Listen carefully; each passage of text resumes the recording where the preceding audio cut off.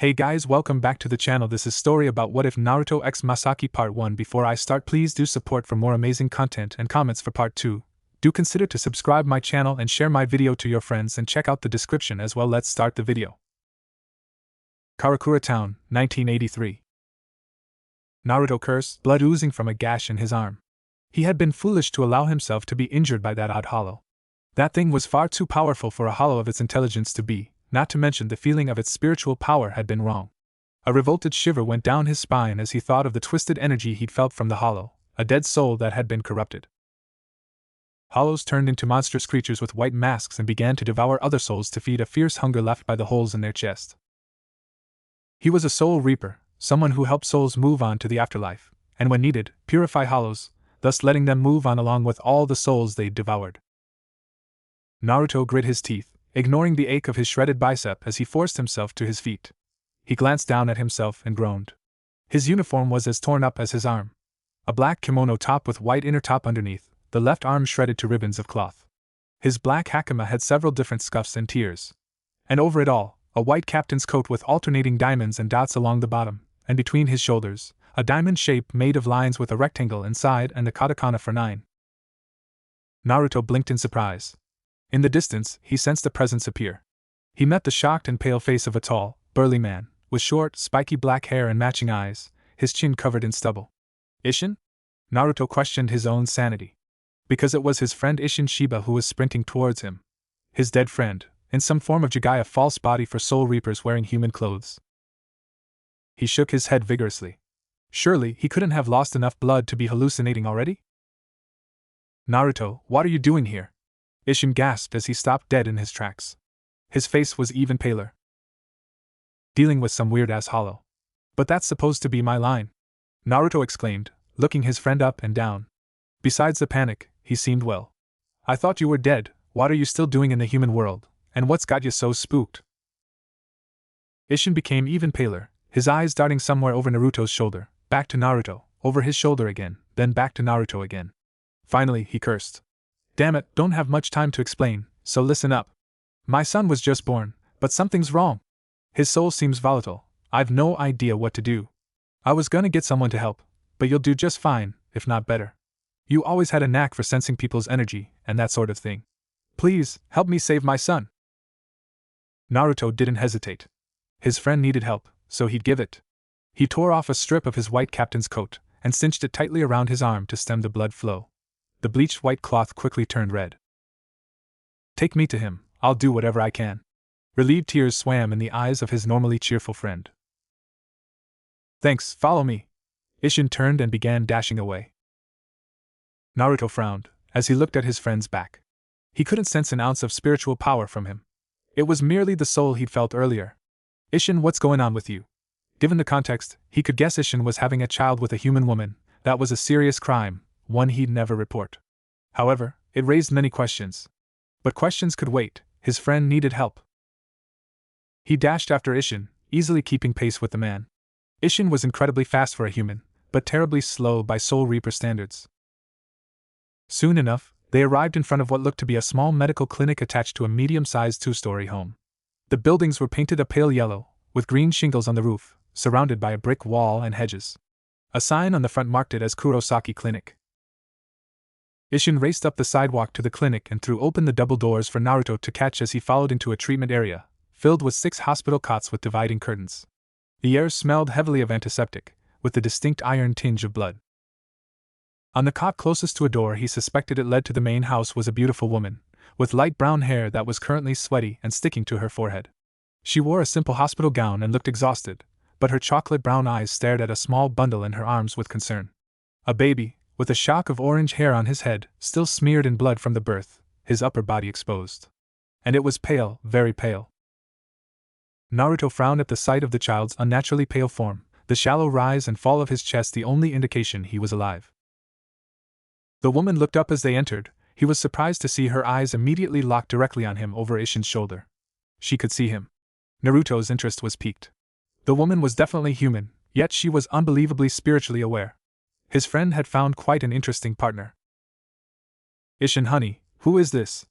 I thought you said you were going to get Kasuke? She asked with concern, her voice soft and filled with exhaustion. Naruto startled at the name. A Kasuke who knew something about souls, she couldn't possibly mean who he thought.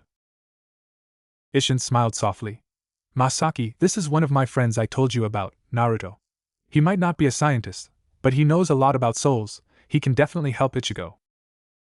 Masaki looked at Naruto uncertainly, before her eyes became firm. Please save my son, she pleaded. I'll do everything I can, Naruto assured her. He approached her and the baby, and gently sat down on the stool next to the bed. Before going to put his hand on the child, he paused and looked to Masaki for permission. May I? The young mother nodded swiftly. Naruto placed his fingertips on the baby's chest and closed his eyes, gently letting his energy flow into the child as he connected their souls. He instantly frowned at what he sensed. 3 different energies, battling for dominance. None could seem to win. 2 were easy to identify. Soul Reaper energy, and oddly enough, Hollow energy. The third one was unfamiliar to him. Odd, he has clashing energies inside him. They're battling, and it's destabilizing his soul. One has to win, or it's gonna tear his soul apart, he told the worried parents. Masaki gasped. You mean his Quincy and Soul Reaper powers aren't mixing? Naruto's eyebrows shot up. Quincy? This woman was a Quincy? He shot Isshin a quick glance, the man wouldn't meet his gaze. Still, his attention returned to Masaki quickly. Well, yes, but there's a third energy. Hollow energy. He was expecting surprise from the new parents, and they certainly were, but Isshin and Masaki also shared a look of understanding. As one, they said. White. White? Isshin nodded sharply. A special hollow created by experimentation from someone in Soul Society. He bit Masaki, and I helped save her with Kasuke's help. I guess his power must have transferred to Ichigo. Naruto frowned, and for what felt the dozenth time let the surprising revelation roll off him. Instead, his mind began to churn for an answer. He placed a hand on his chin and began to think it through. The main issue is one of them needs to win. That was the only solution. One of the powers needed to beat the others and absorb, the Quincy or Soul Reaper. I don't want to imagine what kind of abomination might be born if the hollow powers managed to absorb the other 2. The second issue was Ichigo's soul. It was damaged from the fight. He might not have the strength to survive to the conclusion. Naruto quickly relayed his conclusion to the worrying parents. Masaki bit her lip with concern. Can you do anything to help him? She was practically begging, her eyes swimming with unshed tears. Naruto nodded slowly. A solution had come to mind. One, more dangerous for Ichigo. The other, more dangerous for himself. He instantly knew which he'd pick. Yes, there is. Either you or I can supply him with some of our powers to allow that power to grow and win the fight. Then I'll give him a small portion of my soul. It should be small enough I don't even notice. Isshin gasped and Masaki looked at him in concern. What is it, honey? Doing that will cause him unbelievable pain, even if it's a tiny bit. And it won't go away for quite some time. Not to mention, it's illegal.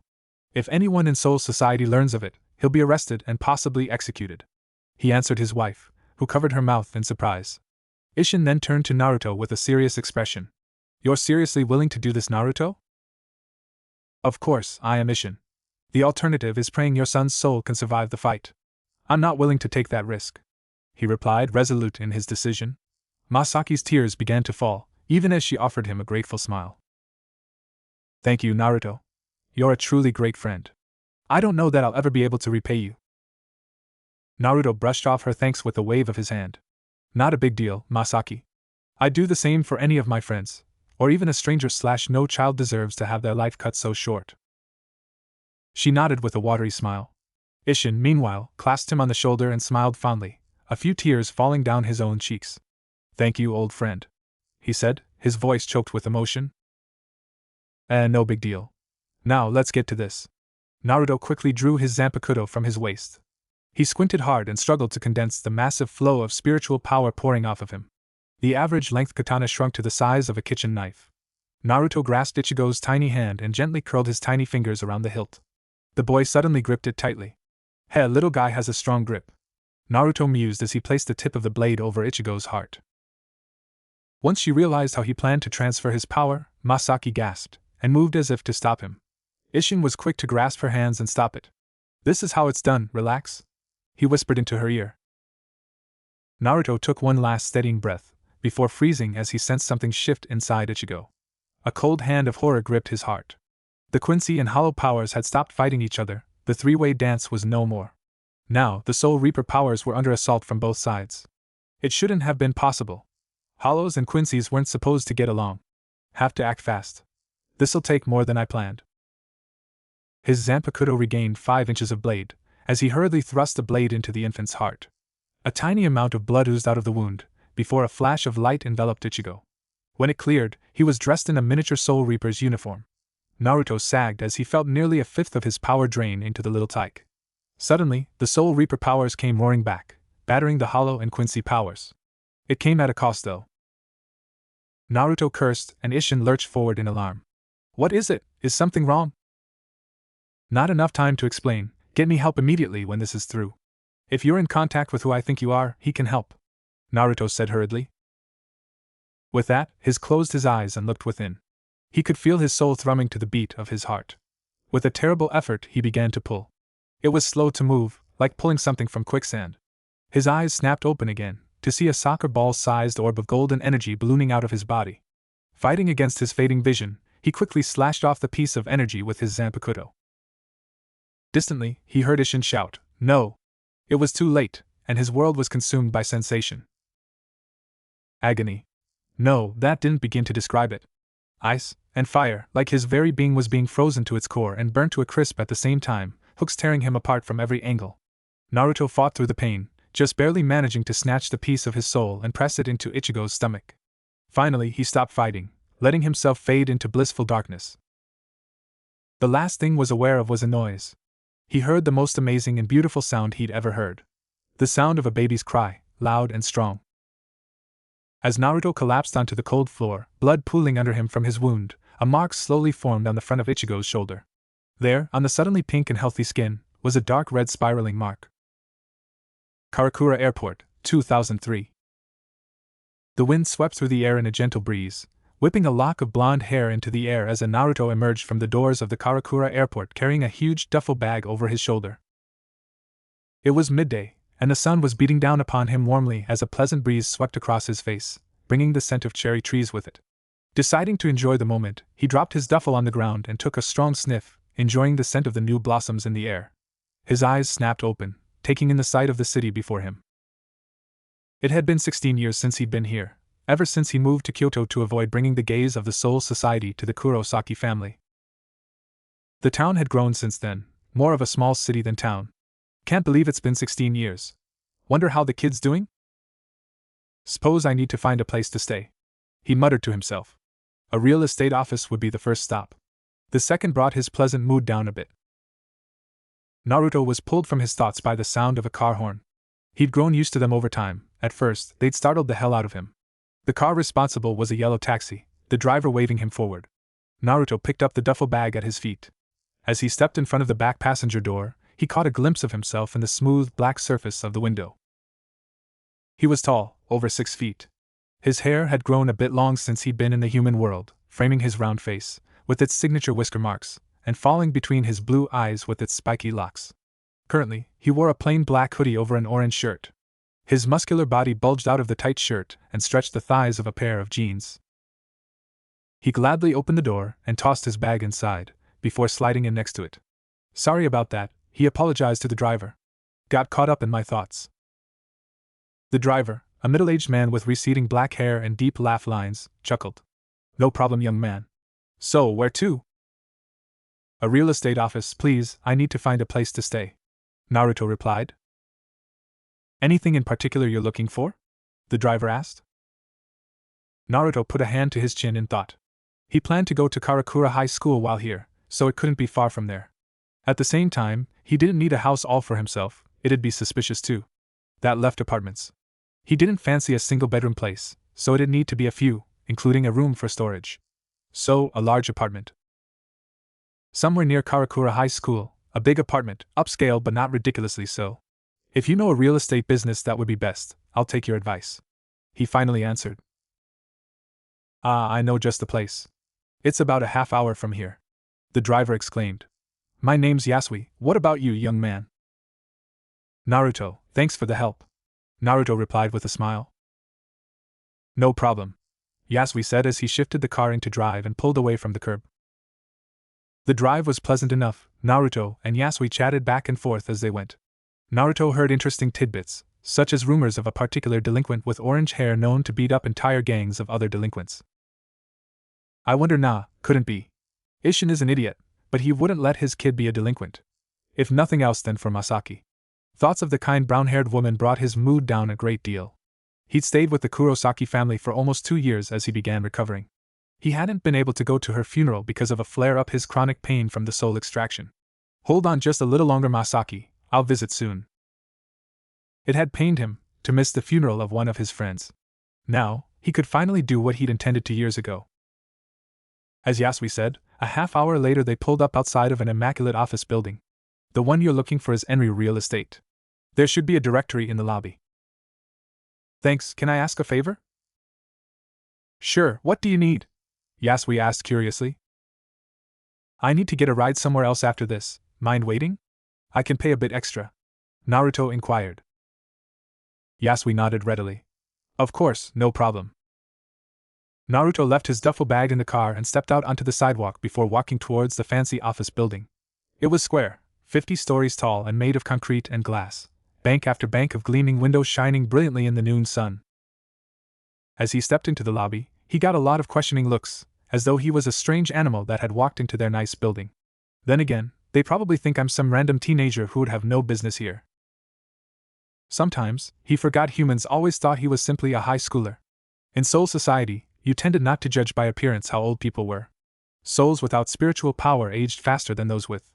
Case in point, the 4 oldest captains. Only the old man looked his age. Probably from fretting over the rules so much. Naruto scoffed, as he walked up to the directory board and searched for Enryu Real Estate. 17th floor, Suite 20. With his destination known, he made his way to the elevator. He had an apartment to buy. An hour later, Naruto walked out of the building spinning the keys to his new 4-room condo on the end of his finger. 18 years of maintaining a particular keto to do extra jobs added up. Especially when you did 20 at a time. Naruto was always careful to take jobs that nobody wanted. He stowed his keys in his pocket and slid into the back seat of Yasui's taxi. I take it that went well? The man said with a smile. Yep, got myself a condo in the Shinsekai complex. Whoa, that place is pretty spendy. I'm surprised someone as young as you can afford it. Yasui replied, his eyebrows shooting into his hairline. You can't be more than what, 18? Naruto smiled. You nailed it. He lied smoothly. More like 18 plus 137. Naruto thought with a smile. My grandfather left me a small fortune when he died 5 years ago. He was the one who raised me. Now that I'm old enough to be on my own, I decided to return to the town I was born in. More lies, but that came with mingling with humans. Normally, he wasn't fond of it, but Naruto had gotten over that little hang-up a while ago. Ah, I see, Yasui said awkwardly. He quickly changed the subject, clearly thinking he'd hit a sore subject. So, where to now? Naruto didn't have to fake any emotion this time. He smiled sadly, and said in a wistful tone, Karakura Cemetery, 4th Ward. There's an old friend I'd like to visit. Yasui simply nodded. He was much quieter during this drive, respecting the somber atmosphere. Naruto passed the time by watching the scenery. Slowly, buildings gave way to houses. Eventually Yasui pulled to a stop outside the entrance to the cemetery. Beyond a small wall on the hill, burial shrines were lined up in rows. Naruto thanked the driver for his time and paid him what he owed before bidding him goodbye. His apartment wasn't that far away, and with night approaching, he could move a bit more freely. He strolled into the cemetery and began to make his way up a steep hill in the general direction of Masaki's grave. Isshin had provided him with the location when he called to tell his friend he was moving back to Karakura. It was a peaceful atmosphere. The trees swayed gently in the breeze, cicadas sang as evening approached, and the few people in the cemetery went about their business in a respectful and quiet manner. The graves rose in silent rows of identical pillars jutting from the ground, the only difference being the names carved into them and the items left by loved ones.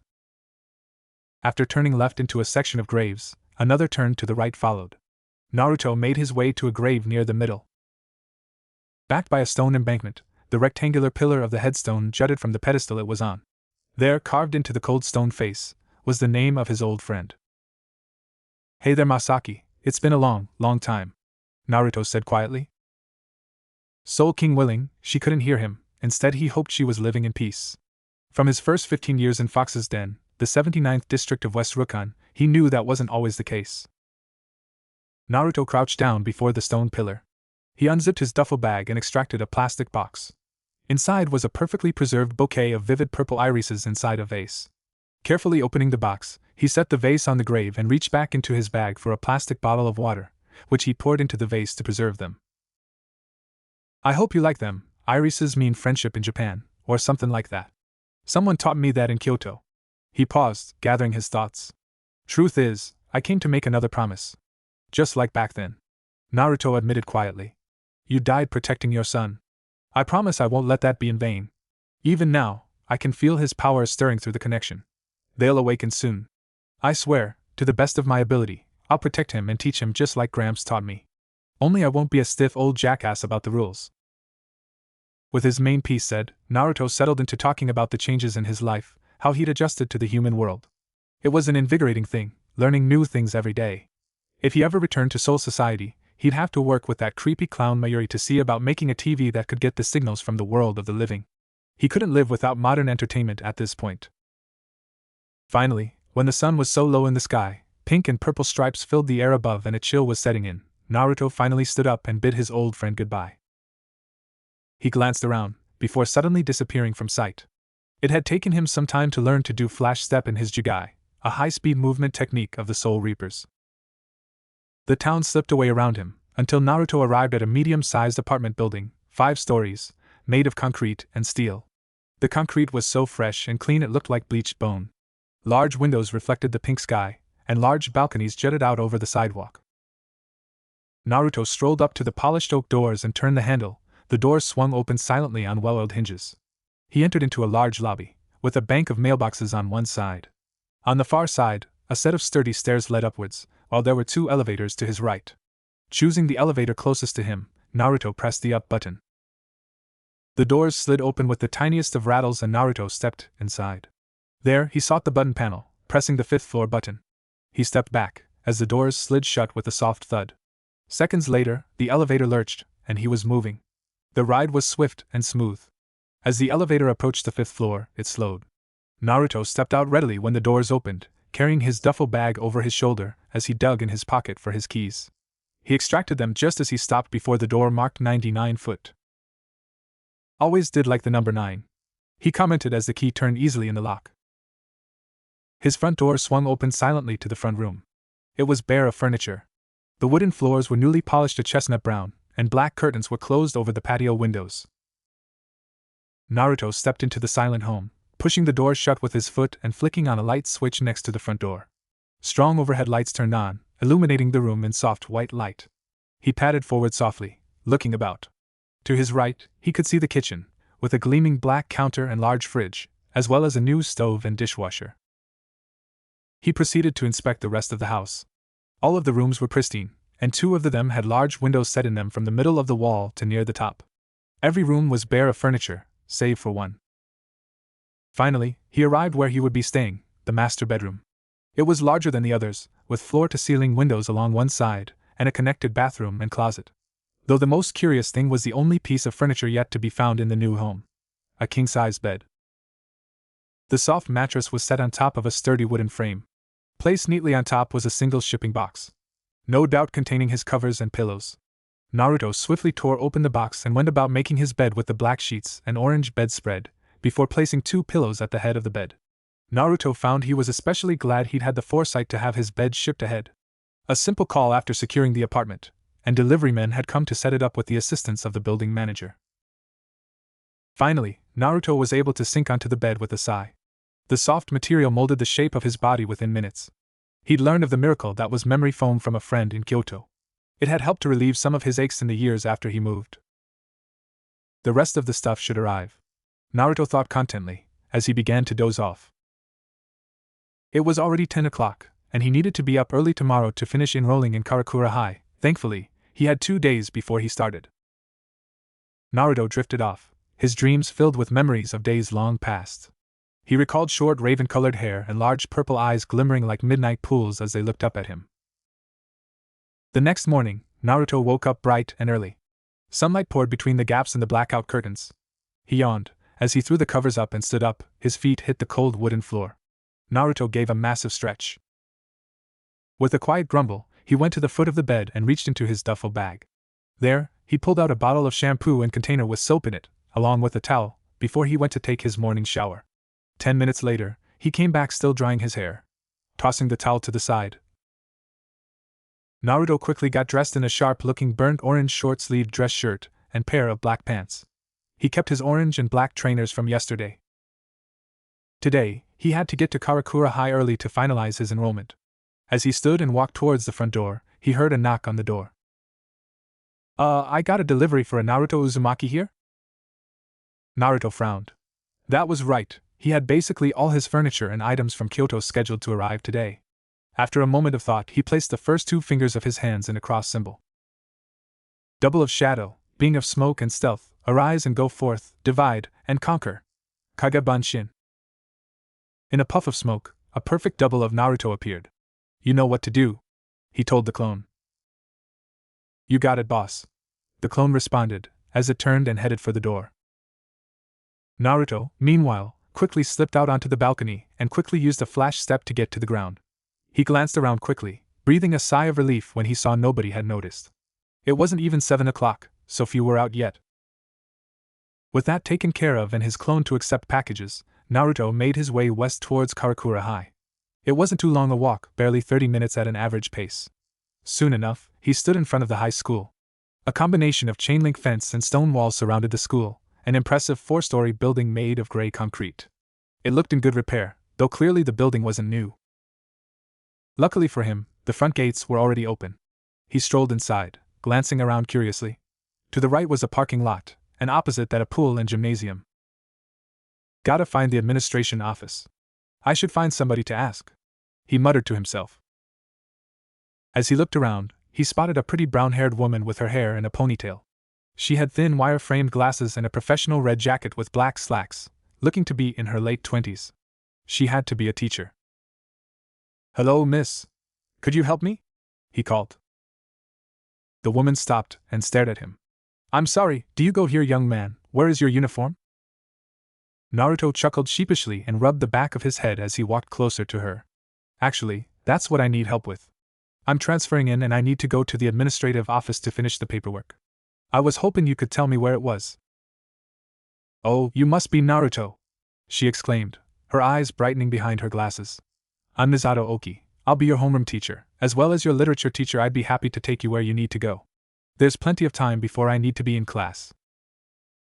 "Gee, thanks, Miss Oki," he replied enthusiastically. Miss Oki began to lead him into the building. As they walked through the halls of the school, past rows of lockers and cubbies for shoes, Naruto noticed how his teacher kept glancing at his hair. "Something you want to ask?" Miss Oki blushed slightly. "I was just curious about your hair. It's not dyed, is it? That's against school policy and I wouldn't want you to get in trouble." Naruto chuckled at the woman's earnestness. "Nah, all natural.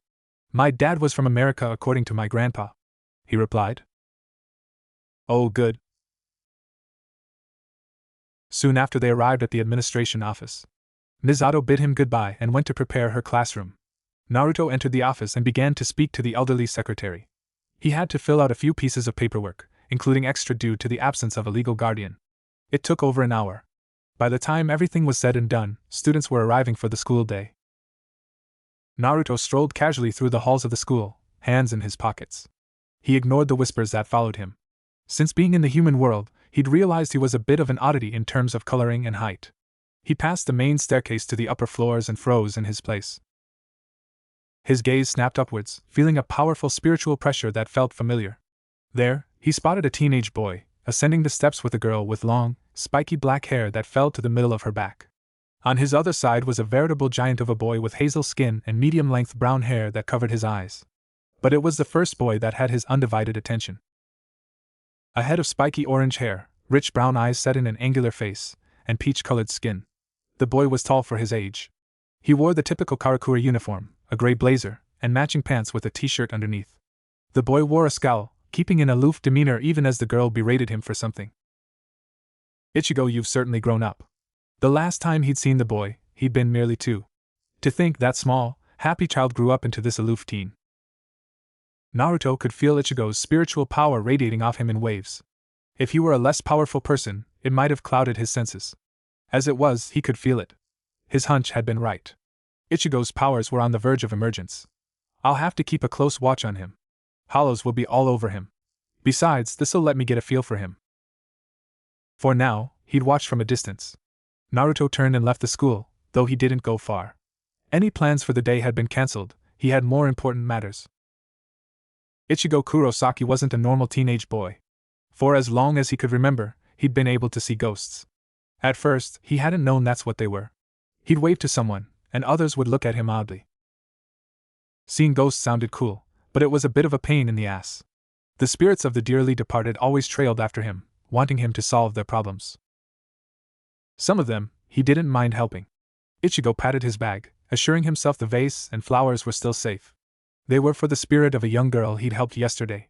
Some jackasses had knocked over and broken the vase placed there in memory of her on the spot she'd died, hit by an out-of-control car.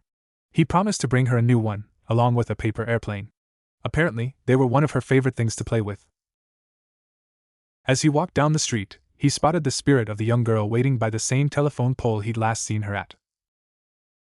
She was a cute little thing, hair bound in pigtails, wearing a tank top with a pink stripe and pair of jean shorts. The oddest thing about her was the length of chain attached to her chest.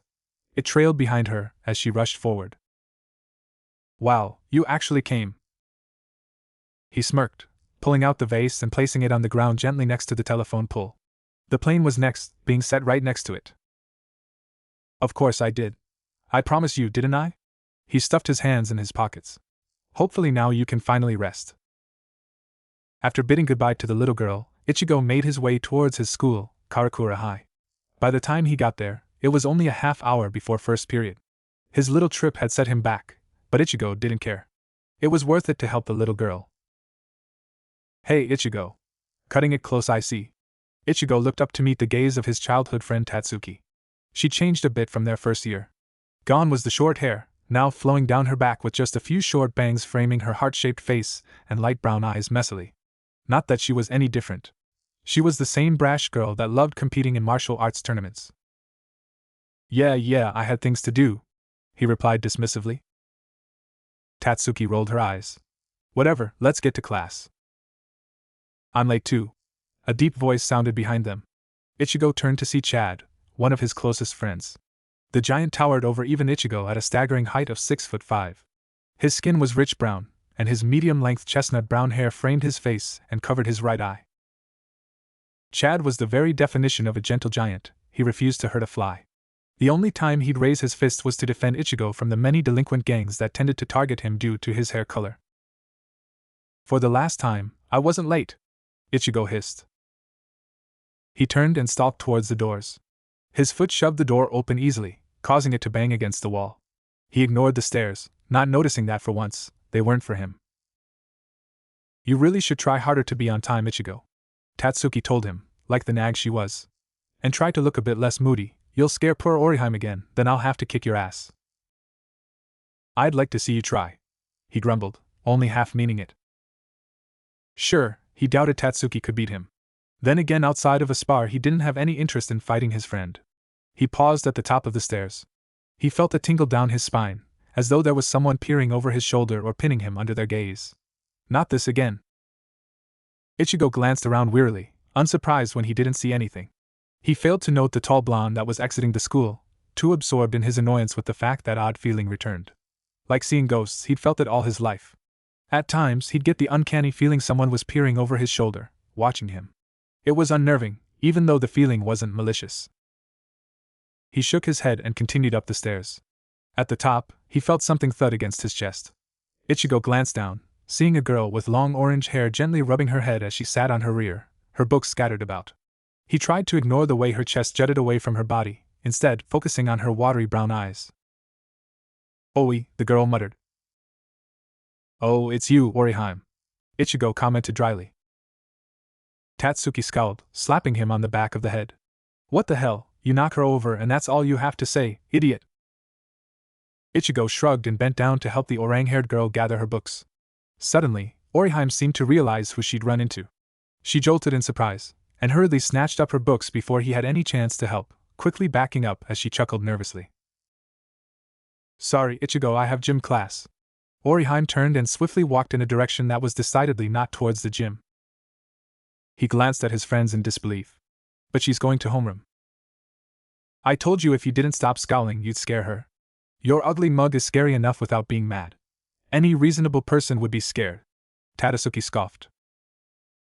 Oh, guess that's why you aren't scared. He fired back. Ichigo sped up before Tatsuki had a chance to smack him again. His friend let out an indignant exclamation and began to chase him all the way to class. Later that day, Ichigo sighed as he walked down the sidewalk in downtown Karakura. School had gotten out, and he was taking a long route home. As usual, school was a pain in the ass. People looking down on him for his hair, Kido being annoying. Honestly, if it wouldn't ruin his reputation even more than simply having orange hair and defending himself from goons, he wouldn't even bother going to class. Boom! Ichigo's gaze snapped up, just in time to see part of a building seemingly blast apart for no reason. That's when he heard it. A terrible, piercing howl. Like some angry dinosaur let loose. Help me, big bro. His gaze snapped down to see the little girl from earlier running towards him. He heard another roar, and this time he saw the source. Some sort of massive praying mantis, with a large black body that towered half the hay of the office buildings, a mass the color of bleached bone, and side-like arms. One of those arms tore through the side of a building, raining glass and concrete down on the panicking streets.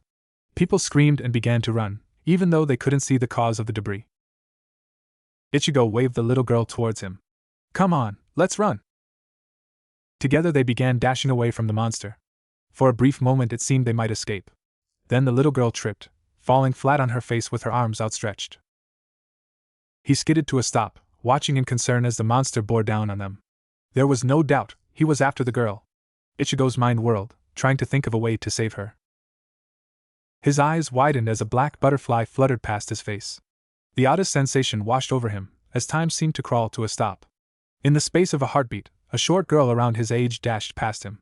She wore black robes and matching hakama, a katana tucked into her white sash. On the shoulder of her robe, a wooden badge was tied with a bandage.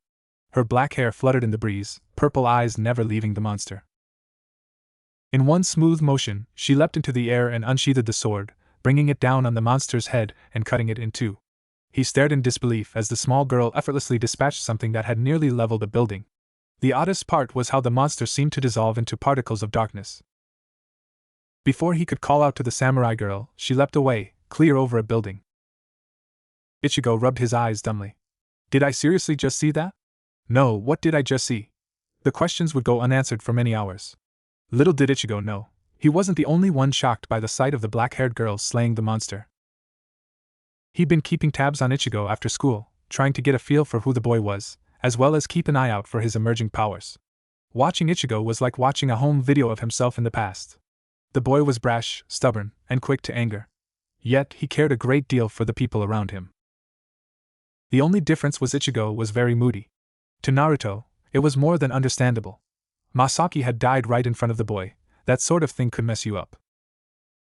After school, Ichigo began to wander Karakura, taking a roundabout way home. Naruto kept up with him carefully, leaping silently from roof to roof. On the rooftop of an office building, he'd been looking out on the road where Ichigo was walking, when the hollow had struck. The first thing he noticed was the soul of a little girl running from it. He'd considered stepping in briefly, as the mantis hollow began tearing up the buildings and going after Ichigo and the girl. And then she appeared. Naruto couldn't stop staring. His heart felt like it would beat out of his chest. It was her. It was really her. Tears sprang to his eyes, an oddity. But this was an occasion for tears. Rukia, he whispered in a choked voice. 18 years, that's how long it had been since he'd seen his best friend. Ever since he'd essentially banished himself to the world of the living. He'd despaired at the idea he may never see her again. Naruto desperately wanted to rush to her side, to show her he was alive. To sit and watch the stars like she loved to do. But he couldn't do any of those things. It would just put her in danger. And that fact broke his heart. He had to watch as Rukia leapt away, racing to purify another hollow, no doubt. There was always a decent amount to be found in Karakura, being the location of the current Jirichi. Her raven-colored hair fluttered in the breeze, just like in his dream. He thought he caught a glimpse of something tan on her shoulder, but by then the tears were flowing. There was no seeing clearly if he wanted to. Naruto had to take a break from his scouting of Ichigo, as he tried to get his emotions under control. He took steady breaths to try and stem the tears. Slowly, he calmed. Enough to start thinking. Was Rukia here? It marked the most significant presence the Soul Society had had here in the human world for some time. Why would they send her? He didn't doubt his friend's strength, he simply knew the man that had often pulled the strings of her career. Whether he'd admit it or not, the captain of Squad 6 tried to protect Rukia by keeping her from dangerous missions. Another bigger issue was he had to be extremely careful. One single slip of his spiritual power, and she might sense his presence. His attempt to keep tabs on Ichigo would be much harder than expected. Finally, he registered what he'd seen on Rukia's arm, or rather, what he thought he'd seen. Was that a lieutenant's badge? Has Byakuya gone soft or something? He had to be mistaken. There was no chance that man would allow Rukia to become a seated officer, let alone lieutenant. After some time, Naruto had finally gathered himself enough to begin tracking Ichigo again. Ichigo sighed as he lay back on his bed, folding his arms beneath his head. Wasn't much, just a closet, desk with a lamp, and his bed. Though thankfully he had plenty of floor space, and a large sliding window that stretched from just above his bed to a foot short of the ceiling. It helped draw a breeze on scorching summer days. His bedroom was dark and silent right now, the curtains pulled back to let the moonlight pour through the clear glass like molten silver. Currently, he was trying to quell his annoyance and calm his confused thoughts. He'd just finished dealing with another surprise spar with his dad. The immature man seemed to think he needed to make sure Ichigo was tough enough for fights, so he was constantly trying sneak attacks. Beating him was never an issue, but it was an annoyance. But his mind was on something far different. The girl from this afternoon, and that monster. He'd never seen anything like it. Did I really just see that? Part of him doubted it. Another thought he'd misunderstood. Nobody else could see the girl or monster. Maybe she was some sort of weird soul cosplaying and putting on a performance? He'd never considered that souls might have hobbies or entertainment they participated in other than annoying him. His thoughts ground to a halt as he heard a flutter of cloth. He glanced to the side and gaped in astonishment as he saw the girl from early gently alight upon his desk after coming through the wall. That settled whether she was a spirit or not. The girl was just as he remembered her. Now he got a closer look at her katana. It had a pale red hilt wrapping and a gleaming rectangular guard with a flame-like pattern on the long side. She leapt from the desk and alighted on the wooden floor of Ichigo's bedroom with the barest hint of a tap from her straw sandals. It's close, the girl muttered to herself. Hey, who are you? You can't just come barging in here, Ichigo protested. He was ignored, as the girl began to look around. Growling in frustration, Ichigo leapt from his bed and kicked the girl firmly in the back, sending her flying with an indignant squawk. The girl landed roughly on her front, just past the round rug in the center of his room. Ichigo quickly flipped on the light, causing the overhead dome light to illuminate them in a white-yellow glow. What are you, some kind of burglar? If you are, you suck at it, Ichigo said, pointing an accusatory finger at the girl. She gaped at him in astonishment from her spot on the floor. You can see me? And you kicked me? No crap, I kicked you, now start talking or I'll do it again. The girl stood up and dusted herself off. She wore a serious expression, as she regarded him intently. Very well. I am a Soul Reaper. What followed was a hard-to-believe tale, one of a special military in the afterlife devoted to guiding souls to their and slaying monstrous creatures called hollows. Confusingly, the girl insisted on using bad drawings that looked like a 5-year-old drew them to explain. So let me get this straight, you're a Soul Reaper. And you came from your home in this soul society to vanquish something called a hollow. That makes sense, Ichigo nodded sagely, before snapping his eyes open and shouted. Along with the Tooth Fairy. Are you insane? Why, you can see ghosts, yet you do not believe in Soul Reapers. She fired back. Ichigo crossed his arms and looked away with a scoff. Like I could believe something like that, it's too incredible. I admit, you're clearly not alive, you came through the wall after all. But go play Soul Reaper somewhere else, little brat. The girl smiled dangerously. Oh? So I'm a brat, am I? She asked with a menacing tone. She shot to her feet and pointed the first 2 fingers of her right hand at him. Bakudo number 1, sigh. Ichigo let out a gasp of pain as his arms snapped together behind his back as if he were handcuffed. He quickly lost his balance and fell forward on his front. Ow, what the hell did you do, you psycho? The girl chuckled. Don't bother struggling. This is Kido, a high-level spell only a Soul Reaper can perform. She answered snidely. Despite the fact I look young, I have lived 10 of your lifetimes. Yet you have the gall to insult me and call me brat? Be lucky I let you off with this minor case of paralysis, little brat. He growled impudently, wincing as he tried to pry his arms apart with no success. As the girl drew her sword, and suddenly smacked an annoying ghost that had followed him all day on the forehead, she was surrounded in a burst of dispersing particles of light. Ichigo found himself struck with an odd sense of déjà vu. He heard a strange voice whisper a name inside his head. Rukia. Outside the Kurosaki home, and across the street on top of the neighbor's roof, Naruto crouched, silently watching Ichigo. He'd had to be careful, as he continued to follow Ichigo. He perked up as Rukia entered Ichigo's room. He couldn't help but chuckle as Ichigo kicked her in the back after she ignored him. From this distance, he could see her much more clearly, and he marveled as he spotted the badge on her arm. So she had become a lieutenant. He smiled, glad for her. Not being able to obtain a seated position had frustrated Rukia to no end, especially as he himself advanced in rank. His cheer did not last long, replaced with a solemn gaze. Even now, he had an urge to go in and reveal himself. But that would only endanger her, not to mention it would mean explaining exactly who he was to Ichigo before it was really time. No, he'd wait until the time was right for both things. The hair on the back of his neck stood up, as he heard a howl in the distance. Naruto snapped his gaze towards the west, where the howl had come from. He could sense a plus being chased by a hollow. For an instant, he hesitated for a moment. Ultimately, there was no way he'd let an innocent soul be consumed just so he could watch his old friend. He reached into his pants pocket and pulled out a Pez dispenser with a fox head on top. Flicking back the top, he let a round ball of candy fall into his mouth and gulped it down.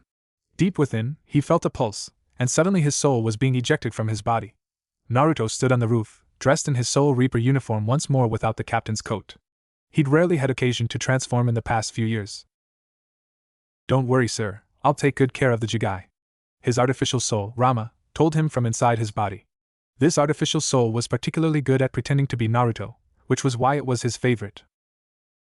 I'll be back soon, Naruto promised, before vanishing in a flash step. The distance melted away in only a handful of steps. Finally, he emerged into a street on the border between the business buildings and residential ones in Ward 4. His eyes took in the scene before him with a quick glance. The soul of a young girl, no older than 10, was fleeing from a large humanoid hollow. He was an ugly thing, with a fish-like mask and a dorsal fin on his back. Part of his mask trailed down his shoulders and arms like plate armor. As soon as the hollow saw him, it redirected its attention. Oh, a Soul Reaper! What an unexpected treat! You smell much more appetizing than the girl. I was looking for a snack, but you're a 4-course meal. The hollow lunged at him. Naruto calmly drew his Zanpakuto and prepared to strike. As soon as the hollow was in range, Naruto flashed forward.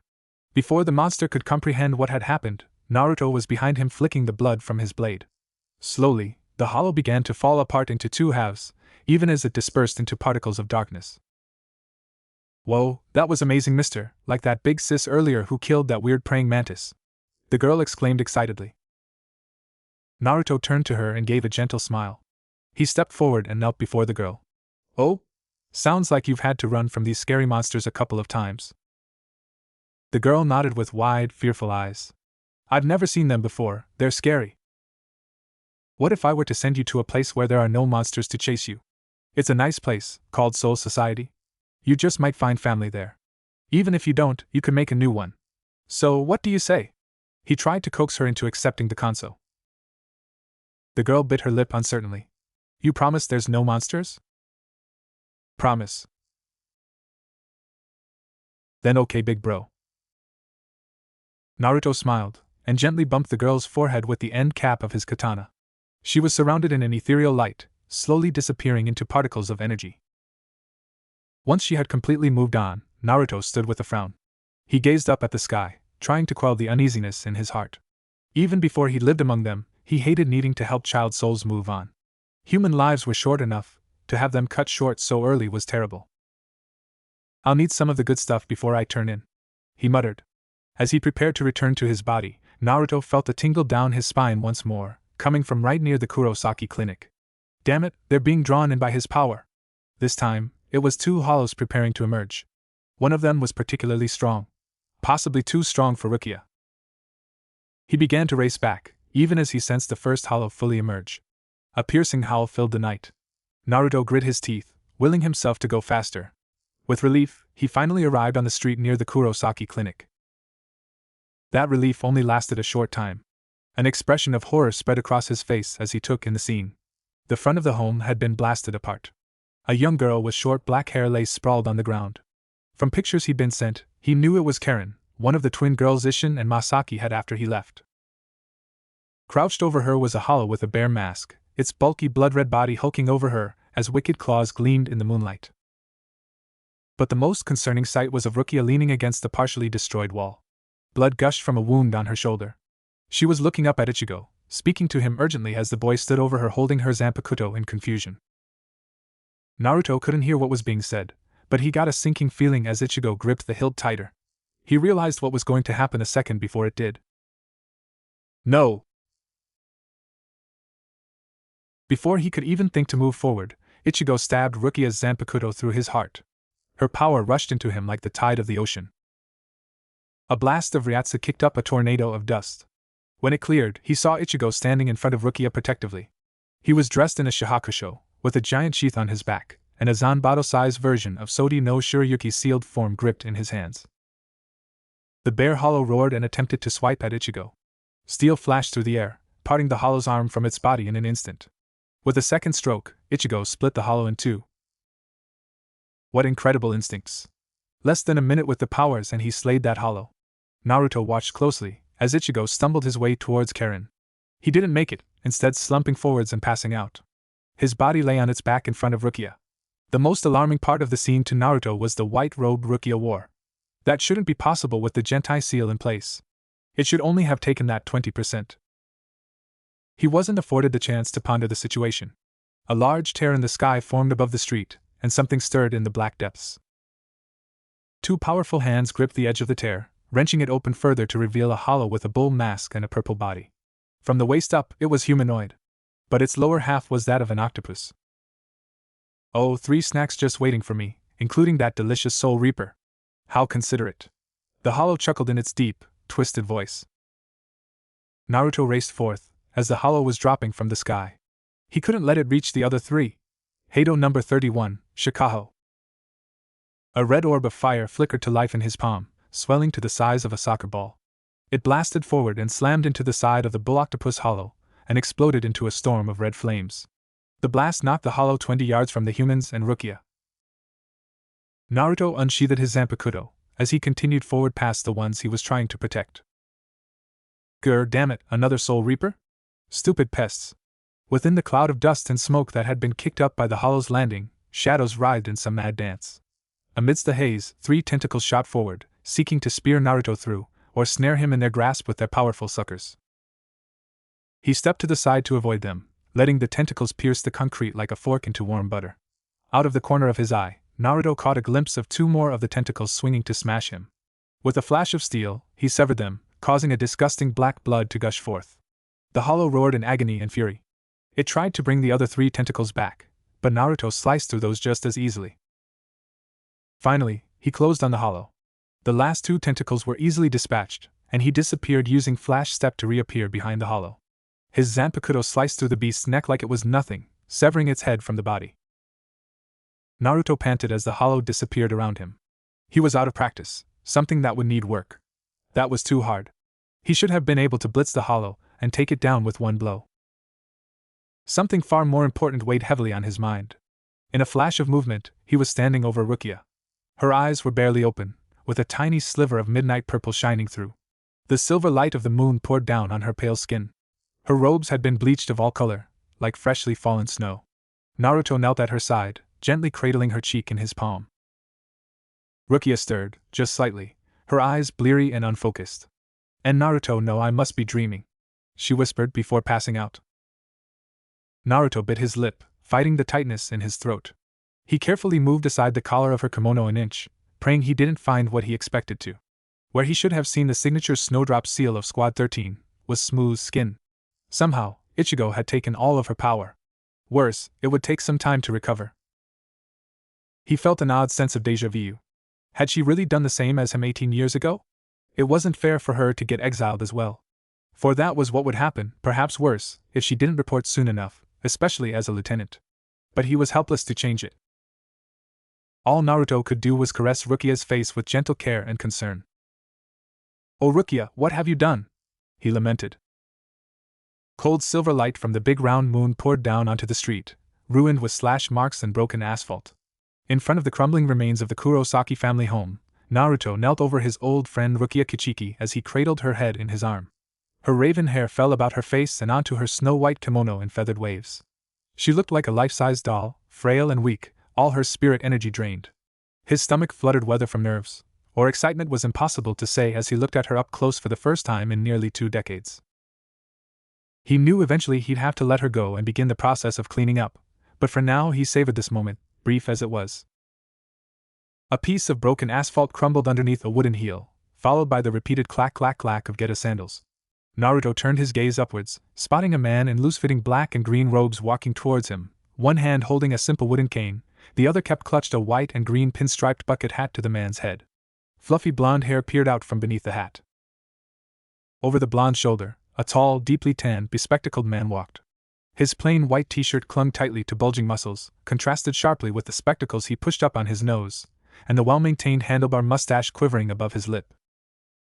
The blonde man let out a whistle, surveying the ravaged street. "My oh my, what do we have here? Seems like you made a bit of a mess, Naruto. How very uncharacteristic of you, Captain." "Cut the crap, Kisuke, the kid and the hollows did all the damage." Naruto jerked his head to Ichigo's unconscious form to emphasize his point. Normally, Naruto didn't mind bantering with his friend. They both enjoyed the odd practical joke to lighten the mood, but now wasn't the time. He could hear sirens in the distance, no doubt drawn by the terrible noises the hollows had made as they wrecked the street. He glanced around, searching the rubble at the front of the Kurosaki home for a particular figure. "Where's Isshin? He can stop laying around since the kid's out." "Right here." Isshin wound his way through piles of splintered wood and brick, Karen cradled in his arms. Naruto recognized her by her black hair. It was hard to connect anything else to the fussy baby he'd known when he lived with the Kurosakis during the first 2 years of his recovery. His old friend had changed over the years. He'd grown a bit of facial hair, around his face and mouth, and he looked a bit older. The former captain's face was caked in drying blood, courtesy of a nasty cut. His hair was stiff and messy. He looked far more serious than he usually was. Isshin carefully set Karen down next to Yuzu.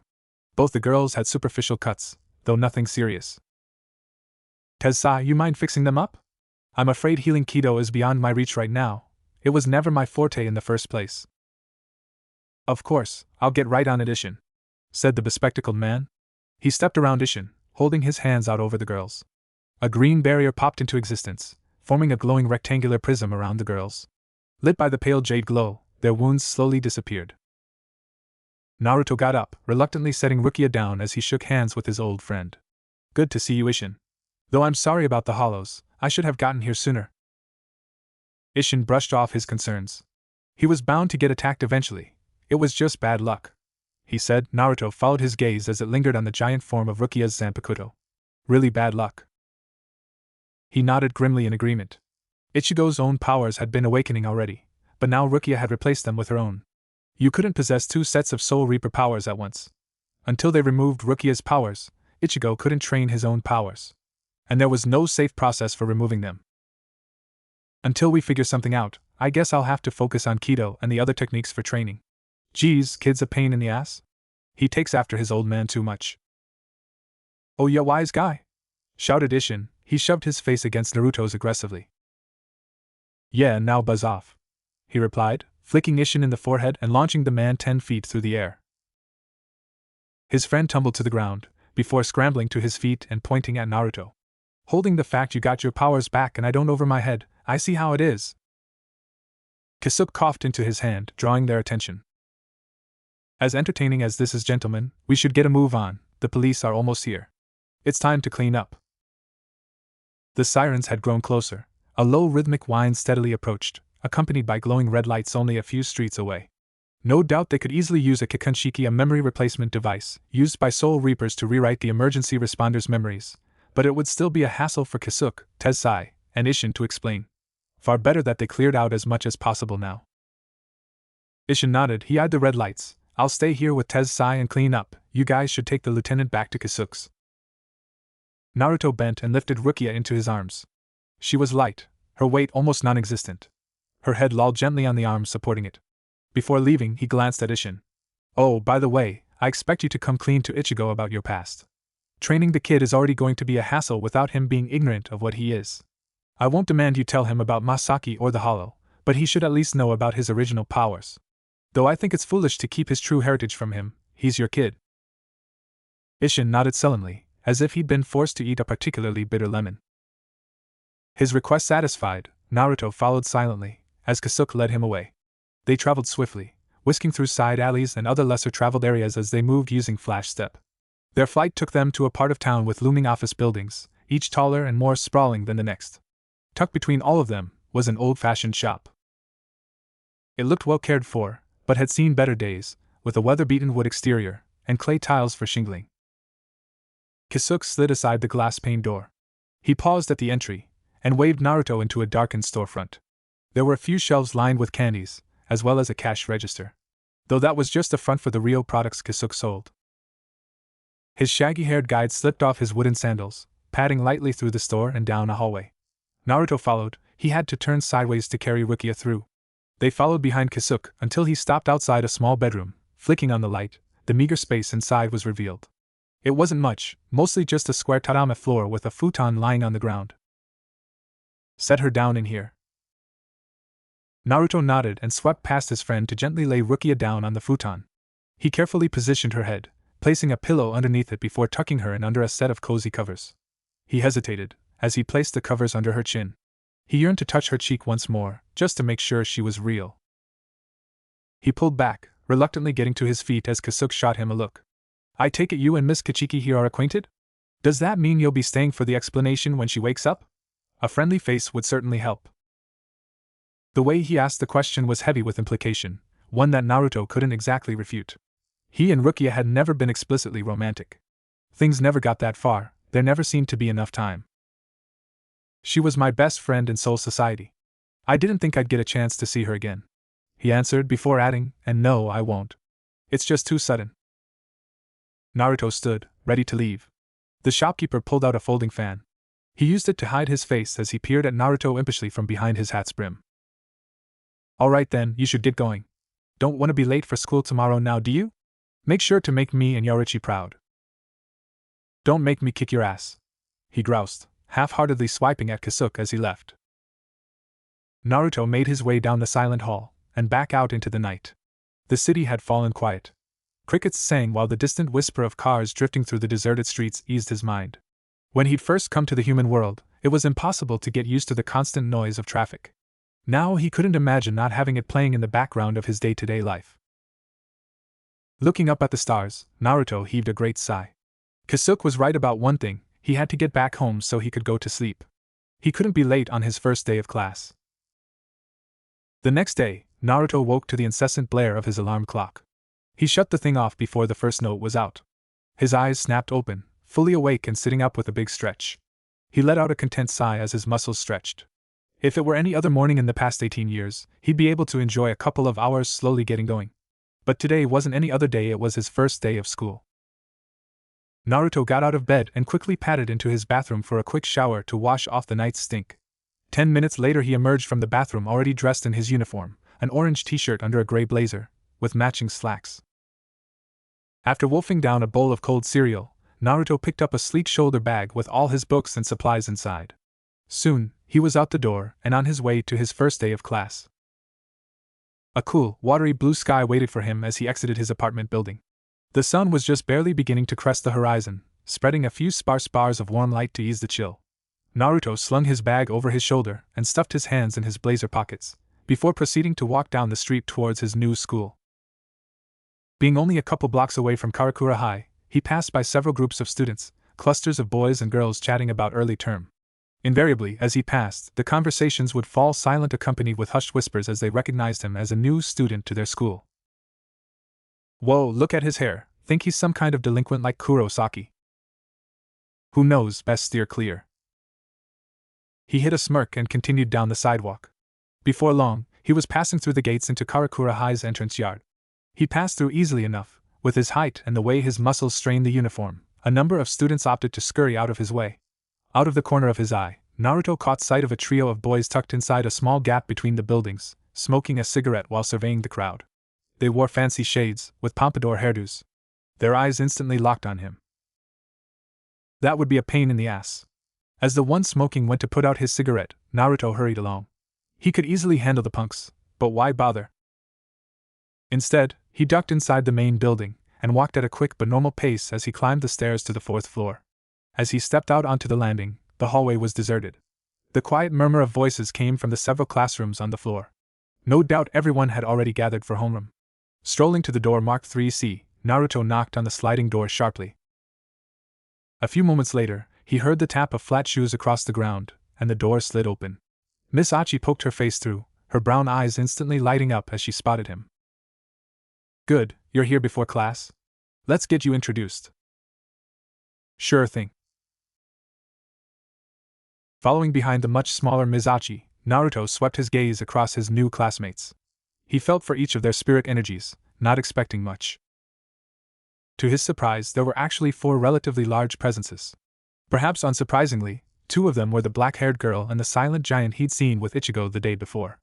Another came from a buxom girl with long orange hair, who chatted enthusiastically with the black-haired girl. Finally, there was a bespectacled boy with sharp facial features and straightly combed black hair sitting near the back of class. He had a severe-looking face. The boy watched Naruto, concealed contempt in his eyes. Naruto felt a shiver down his spine as the teen used a subtle method of tracking spirit energy. Ephemeral ribbons filled the air, visible only to 2 people.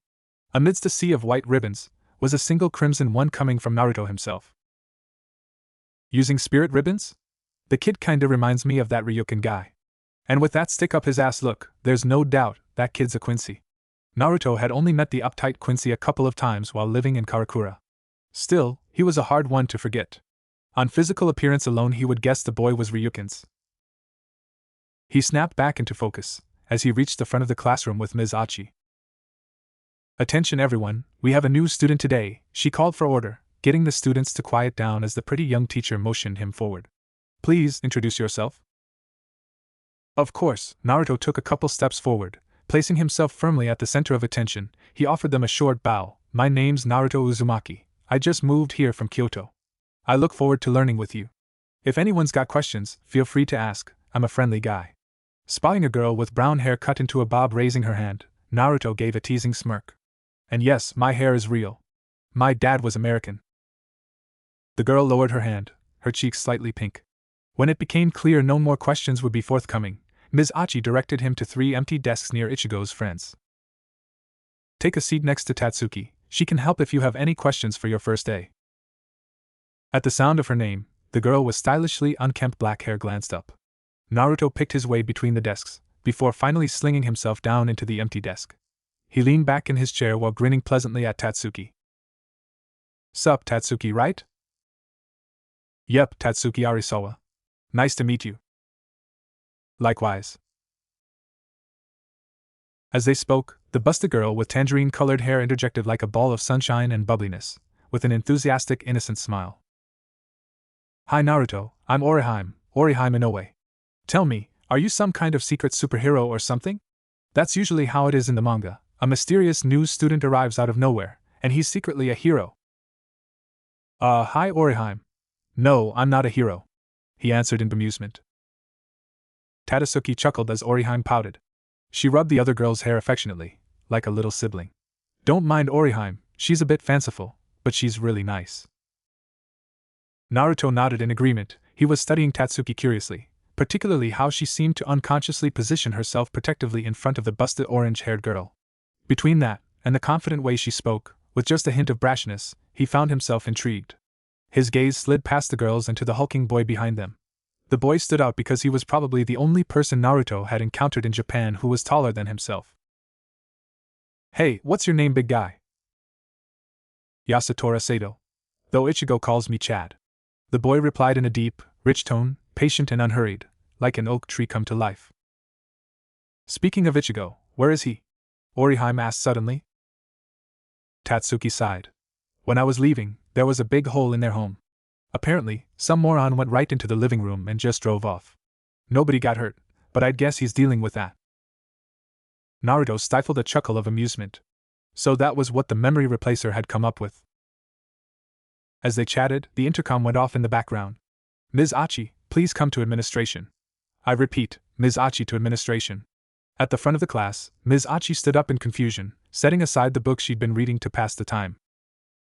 I'll be back soon, class, so don't cause any trouble. With their teacher leaving, Tatsuki turned her attention his way. So, Naruto, what do you like doing as a hobby? Tatsuki gave him a once-over, focusing on the tight sleeves of his uniform. You look pretty built. Do any sports? Some martial arts, some kendo, he answered. It technically wasn't a lie. Tatsuki's eyes seemed to light up when he mentioned martial arts. You don't say. I'm the captain of the karate team. We should spar sometime. If you're good enough, I'll have to make you join. Oh really, and what do I get out of this? Naruto couldn't help but chuckle at the precocious attitude of the brunette. TCH, careful saying stuff like that, people will think you're a perv like Kigo. Tatsuki jerked her thumb at a rather animated chestnut-haired boy, who looked their way upon hearing his name.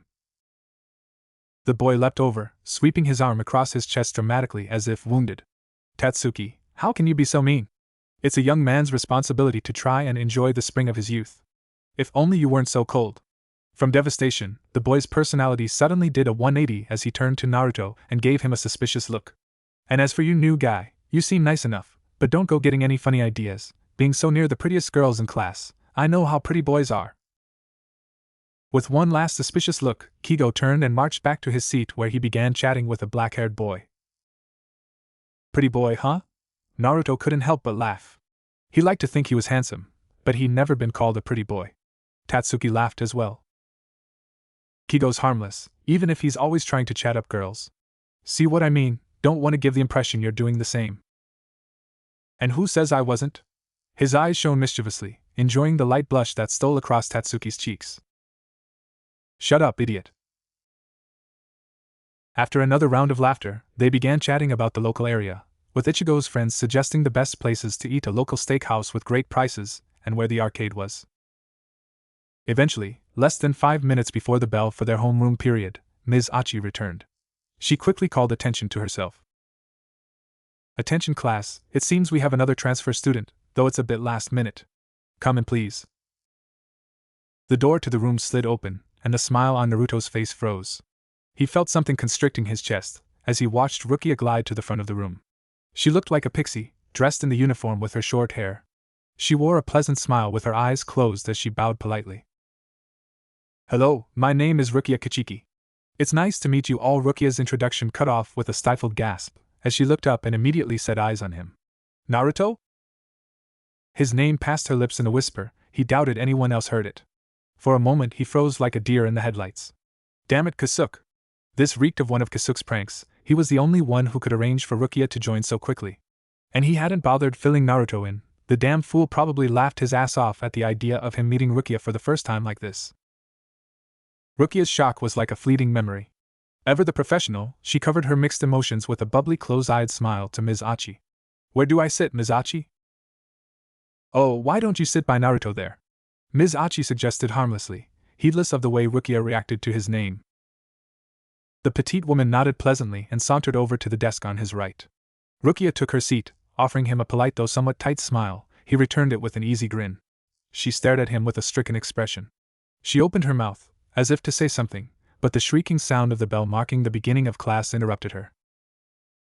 As Ms. Achi left, and a balding, stick-thin man took her place and introduced himself as their math teacher, Naruto faced forward, acutely aware of the glances Rukia kept sending him. Even as 3 classes passed, her eyes kept finding him, scrutinizing his every mannerism, then shaking her head like a dog, as though she was seeing a hallucination. When the bell for the end of 3rd period rang, Rukia stood up quickly, weaving her way through the other students as they prepared to eat their lunches. Tatsuki stared after her curiously. Wonder what's with her? Naruto shrugged, silently waiting until a quiet moment so he could slip away. His moment finally came, and he seized it, slipping away from class and going into the busy hallway. He followed the minute traces of Rukia's spirit energy. The trail led him to the roof, which wasn't much of a surprise. She always did like to find high places to perch, a bit like a cat. He found her perched on the fence ledge, peering out over the city. Hearing the scuff of his shoes, she turned, eyes widening in panic. Naruto, what are you doing here? If it's about the staring, I apologize, it's just you look remarkably similar to an old friend. I meant no offense. Well, I'd hope I looked familiar, Rucky. I know it's been 18 years, but still. The raven-haired woman's violet eyes watered, her lips trembled precariously as a pained whisper passed. Is it really you? His normally impish expression melted away, giving way to a kind and gentle smile. Yeah, it's me, Rukia. For a moment, she didn't react. Then she finally flung herself at him in a rare outburst of emotion. Naruto opened his arms, catching her as she cried into his shoulder. Tears soaked into his blazer. You've been gone so long, everyone assumed you were dead. Why did you never make contact?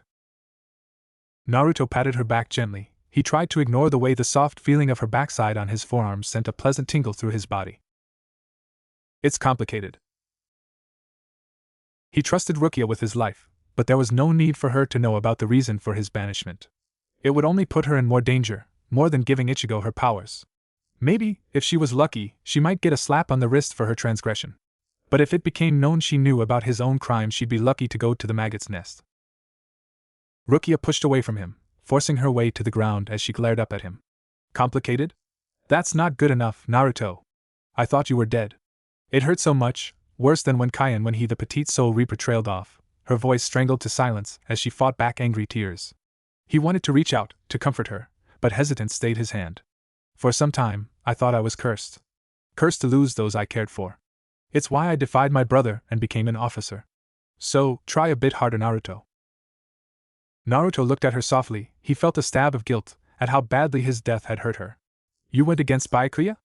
Oof, he probably wished he could find my grave to piss on it for annoying him even when I was dead. Her lips trembled, like she wanted to smile, but Rukia stubbornly kept her face severe. Naruto.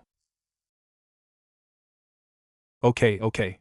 He raised his hands placatingly. My situation is kind of like yours. Afterwards I took a while to recover, and I couldn't let people learn about it for the safety of some friends I'd made. So I decided to go into exile and hope people assumed I died. He hoped, by revealing that much, and mentioning her own situation, Rukia would drop the issue. She was a sharp one. If he gave too many hints, she may just guess the situation. Luckily, it seemed to do the trick. You know about that? Yep. I'm actually here to offer to train him. Rukia puffed up her cheeks in offense. Are you saying I'm not qualified to teach him? I'm a lieutenant now. I've grown a lot since you've been gone. He couldn't help but smile in amusement. You know, pouting like that just makes it impossible to take you seriously. It's too adorable. Naruto! She cursed, pummeling him in the stomach and chest with hammer blows. Naruto seized her arms and held them at his sides, looking down at her with a cocky smirk. Now, it's just I know I'd be better for him in particular. We're a lot alike, Ichigo and I. He's actually got powers of his own. I came here to train him. His parents are old friends. So why don't you take it easy and let me deal with the problem child student? She stared up at him petulantly, before finally relenting and relaxing against him in their awkward embrace. Fine. Glad to hear it, he replied, letting her arms drop and pulling her into a much more comfortable hug. You know, hugging you like this, I really can tell you've grown. And not just in terms of power. Rukia's cheeks turned rosy. She jumped up and slapped him across the face. You haven't changed a bit, shameless pervert. Naruto couldn't help but laugh as his old friend began to berate him, pummeling him with her fists as she threw terms like man-whore at him. Bantering like this, having her be indignant at a lewd remark. It made him feel like that part that had been missing the past 18 years was finally back. Ichigo rubbed the back of his neck wearily as he walked through the doors of Karakura High. Waking up and racing downstairs in a panic about the night before only to find his family perfectly healthy was quite jarring. Especially due to them insisting it had been a drunk driver who smashed into their home. It had him questioning everything he'd experienced. Was that Soul Reaper just some dream he'd had? But then how come the wall was blown out in exactly the same way? Cleaning up had taken longer than expected, leaving him to arrive just as the first half of the day ended and lunch would begin. He trudged up the steps to the 4th floor. He crested the top of the stairs and walked towards the door to classroom 3C, shoving it open with his foot. The room was partially filled. Not everyone was back from lunch yet. Of those who were, he made a beeline for his friends, grouped together near the middle of class along the bank of windows. The noon sun shone through the windows, brightening the room. Tatsuki smiled at him mockingly as he approached. Well, if it isn't Ichigo, Finally decided to join us, huh? TCH, you know why I was busy, Tatsuki. Ichigo slung himself down into his usual seat, noting the bag under the desk in front of him. Come to think of it, there were a couple more desks than normal. Do we have a new transfer or something? You bet, Ichigo! Kigo exclaimed, rushing towards him excitedly. Without a second's hesitation, Ichigo held out his fist just in time for Kigo to run into it and crumple to the ground. The brown-haired boy rolled around on the ground dramatically, crying out in pain. Hey Kigo, he greeted nonchalantly. Ever resilient, Kigo popped to his feet as though nothing had happened, like the demented children's punching bag that he was. Impervious to being beaten up by girls for his lewd actions and always bouncing back when Ichigo didn't go along with his antics. Tatsuki butted into the conversation, adding, There's actually 2 transfers, Ichigo. Yeah, the Naruto guy seems nice enough. But the second one is a real cutie, Kigo exclaimed. Ichigo raised an eyebrow, silently asking Tatsuki for more information. She would be the more reliable source anyway. The black-haired girl shrugged. Naruto came in first. He's a blonde guy, natural. And get this, he's into martial arts. I can't wait to spar him. Tatsuki had an excited gleam in her eyes, as she described the new transfer. Ichigo couldn't help but smirk. His childhood friend loved competition, and she'd been frustrated ever since he stopped sparring with her. The second transfer came in later. She didn't have much time before classes. Though from the way she looked at him when she first came in, I think they might know each other. Her comment drew a wail of despair from Kigo. Damn it, of course they do. Pretty boys like that have all the luck. So, this other transfer, what's she like? He asked, more out of casual interest than anything. Tatsuki smirked, looking at something over his shoulder. Why don't you ask her yourself? Ichigo followed her nod, only to find his eyes flying wide open. There, standing with a disarming close-eyed smile, was the Soul Reaper, wearing his school's uniform and giving off the bubbly air of a high school girl. Hi there, I'm Rukia Kuchiki, nice to meet you. Stunned, Ichigo barely reacted as Rukia extended her hand, showing a message scrawled across her palm that read "Make a scene and you're dead." The message jarred him from his shock. Standing up abruptly, he began to blurt out a reply, What the? Ichigo, I don't have any books yet, you think we could share? That was all he could take. Standing abruptly, Ichigo seized Rukia's hand and led her out of the room. People whispered, their voices like hissing insects followed them, but he paid it no mind. He was too worked up over this crazy woman just appearing at his school. Was she stalking him? Sullenly stuffing his hands in his pockets, Ichigo jerked his head towards the roof access door. The petite Soul Reaper smiled cheerily, following behind as he stalked towards the door. The sound of the door slamming shut behind them was particularly loud in the silent atmosphere atop the school. The sky was clear. A breeze laden with the lingering chill of winter swept across the barren concrete courtyard, bringing with it the scent of newly bloomed flowers. Just how far are we going, Ichigo?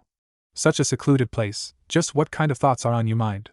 Rukia's voice dripped with innuendo, tucking her hands behind her back demurely, she had a mischievous look in her eyes. Ichigo felt his cheeks flare hot. Don't say stuff like that, it's disgusting. Geez, how rude. I spend all night learning modern colloquialisms, and you don't even appreciate them. Not bad, eh? Shut up, just explain why you're here. He wasn't about to fall for her goody two-shoes act. Rukia put on an air of fake confusion. Explain? He gritted his teeth. The little thespian was getting on his last nerve. Yeah, explain. Your work here is finished, so why are you sneaking into my class? You should go back to that Soul Society place. The Soul Reaper's gaze grew cool, the teasing smile melted into a blank stare. That isn't possible, I'd have to be a Soul Reaper to do that. Last night, you took all of my power instead of just half. So I can't go back, not until they've returned. Ichigo felt his mouth go dry. He couldn't help but feel slightly guilty. What about the other transfer? They say you're close, is he another Soul Reaper? Because he could help you back. He was grasping at straws, Ichigo knew that. But he really did want to help Rukia out. The supernatural was a hassle enough when it was just spirits. Hollows and Soul Reapers, he didn't have time for that. All of a sudden, Ichigo felt a chill go down his spine. He felt a sense of déjà vu, as he heard slow clapping, and a low, rough voice called out. Well, he's sharper than he looks. Good guess there, Berry Boy. Ichigo spun to face the newcomer, a heated retort on the tip of his tongue. The words died in his throat, as he came face to face with a tall blonde boy standing 5 feet in front of him. He was several inches taller than Ichigo, who was tall himself at nearly 6 foot with a wild shock of blonde hair, and 3 odd markings on either cheek. The sight of him gave Ichigo the oddest feeling they'd met before. Name's Naruto Uzumaki. Unfortunately, there's a couple of problems with your theory. Namely, I'm not exactly welcome back in the Soul Society at the moment.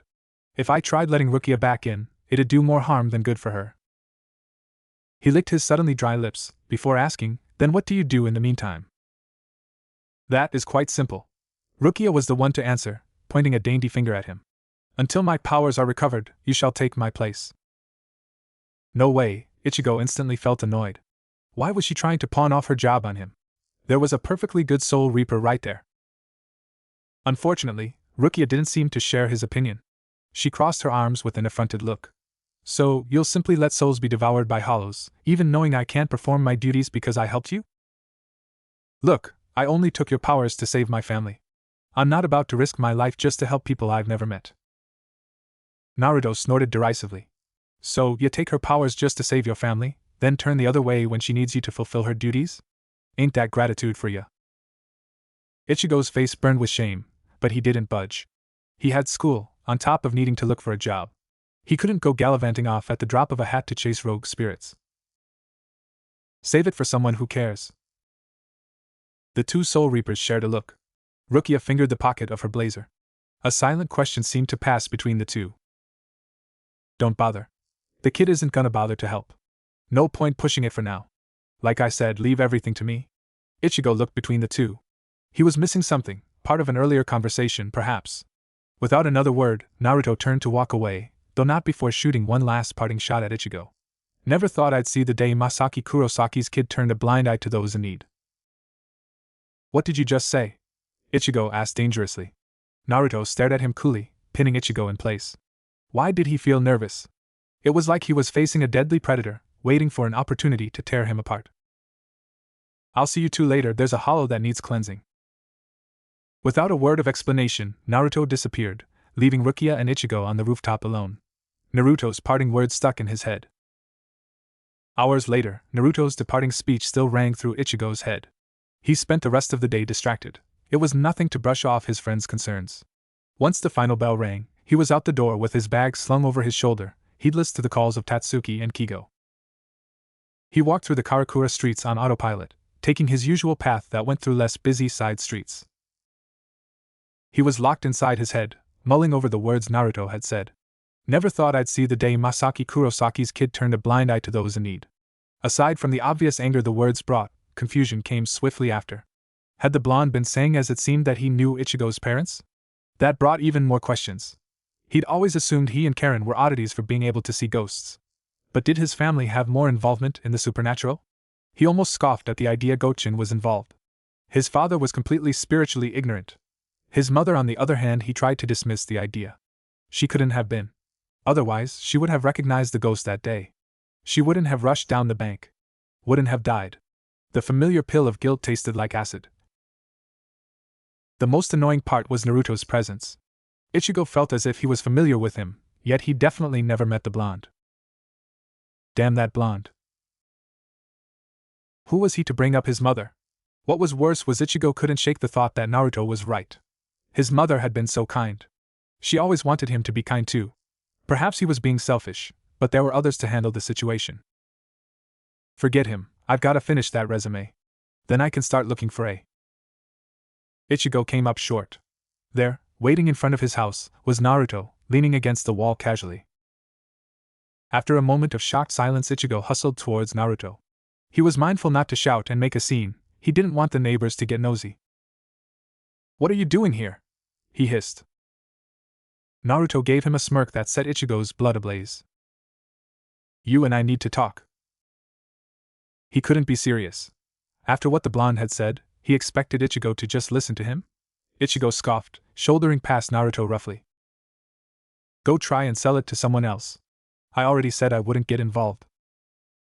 An iron grasp landed on Ichigo's shoulder. He felt a jolt go through him. That was the only way to describe it. 1 second, he was about to enter his house, the next he was watching his body fall to the ground. Ichigo stumbled back in surprise, yanking at his black robes in a panic as he felt a heavy weight on his back. That wasn't a request, kid. Ichigo gaped at Naruto, or rather, the Narutos. There were two, one wearing the familiar robes of a Soul Reaper, the other the Karakura school uniform. And yet, instinctually, Ichigo could tell the one in the uniform wasn't Naruto. It was the way he carried himself. There was none of the brash swagger of the blonde. What the hell is going on? Why am I out of my body? It was hard not to panic for Ichigo. Instead of answering his question, Ichigo found himself being seized by his shoulder. The next instant they were standing atop a tall apartment building. The building looked out across Karakura, over the river bisecting the town, and into the mountains surrounding it. The sun was going down. Everything was painted in a burnt orange light. Ichigo blinked, as he recognized their school just a few streets away. How'd we get here so fast? Naruto chuckled. The blonde walked to the waist-height ledge and sat on it, facing Ichigo with one leg pulled to his chest and an arm perched lazily atop it. That was a flash step, kid. High-speed movement technique Soul Reapers use. You'll be learning it in your training. I already told you, I'm not gonna be a Soul Reaper, there isn't gonna be any training. His words didn't seem to sway Naruto, those bright blue eyes of his seemed to glow in the dying light, pinning Ichigo in place. When the blonde spoke, it was with a disconcerting certainty. You sound so sure about that, but you should wait till hear what I've got to say. Come on, be honest, I'm sure you've got questions. He shifted uncomfortably. He really didn't want to give Naruto the satisfaction of being right. But Naruto was the only one who could answer the questions that had been bugging him all day. Did you know my mother? As a matter of fact, I did. Your parents and I are old friends. Which is why I know that once you realize what exactly Rukia has done, you'll change your tune about doing her job.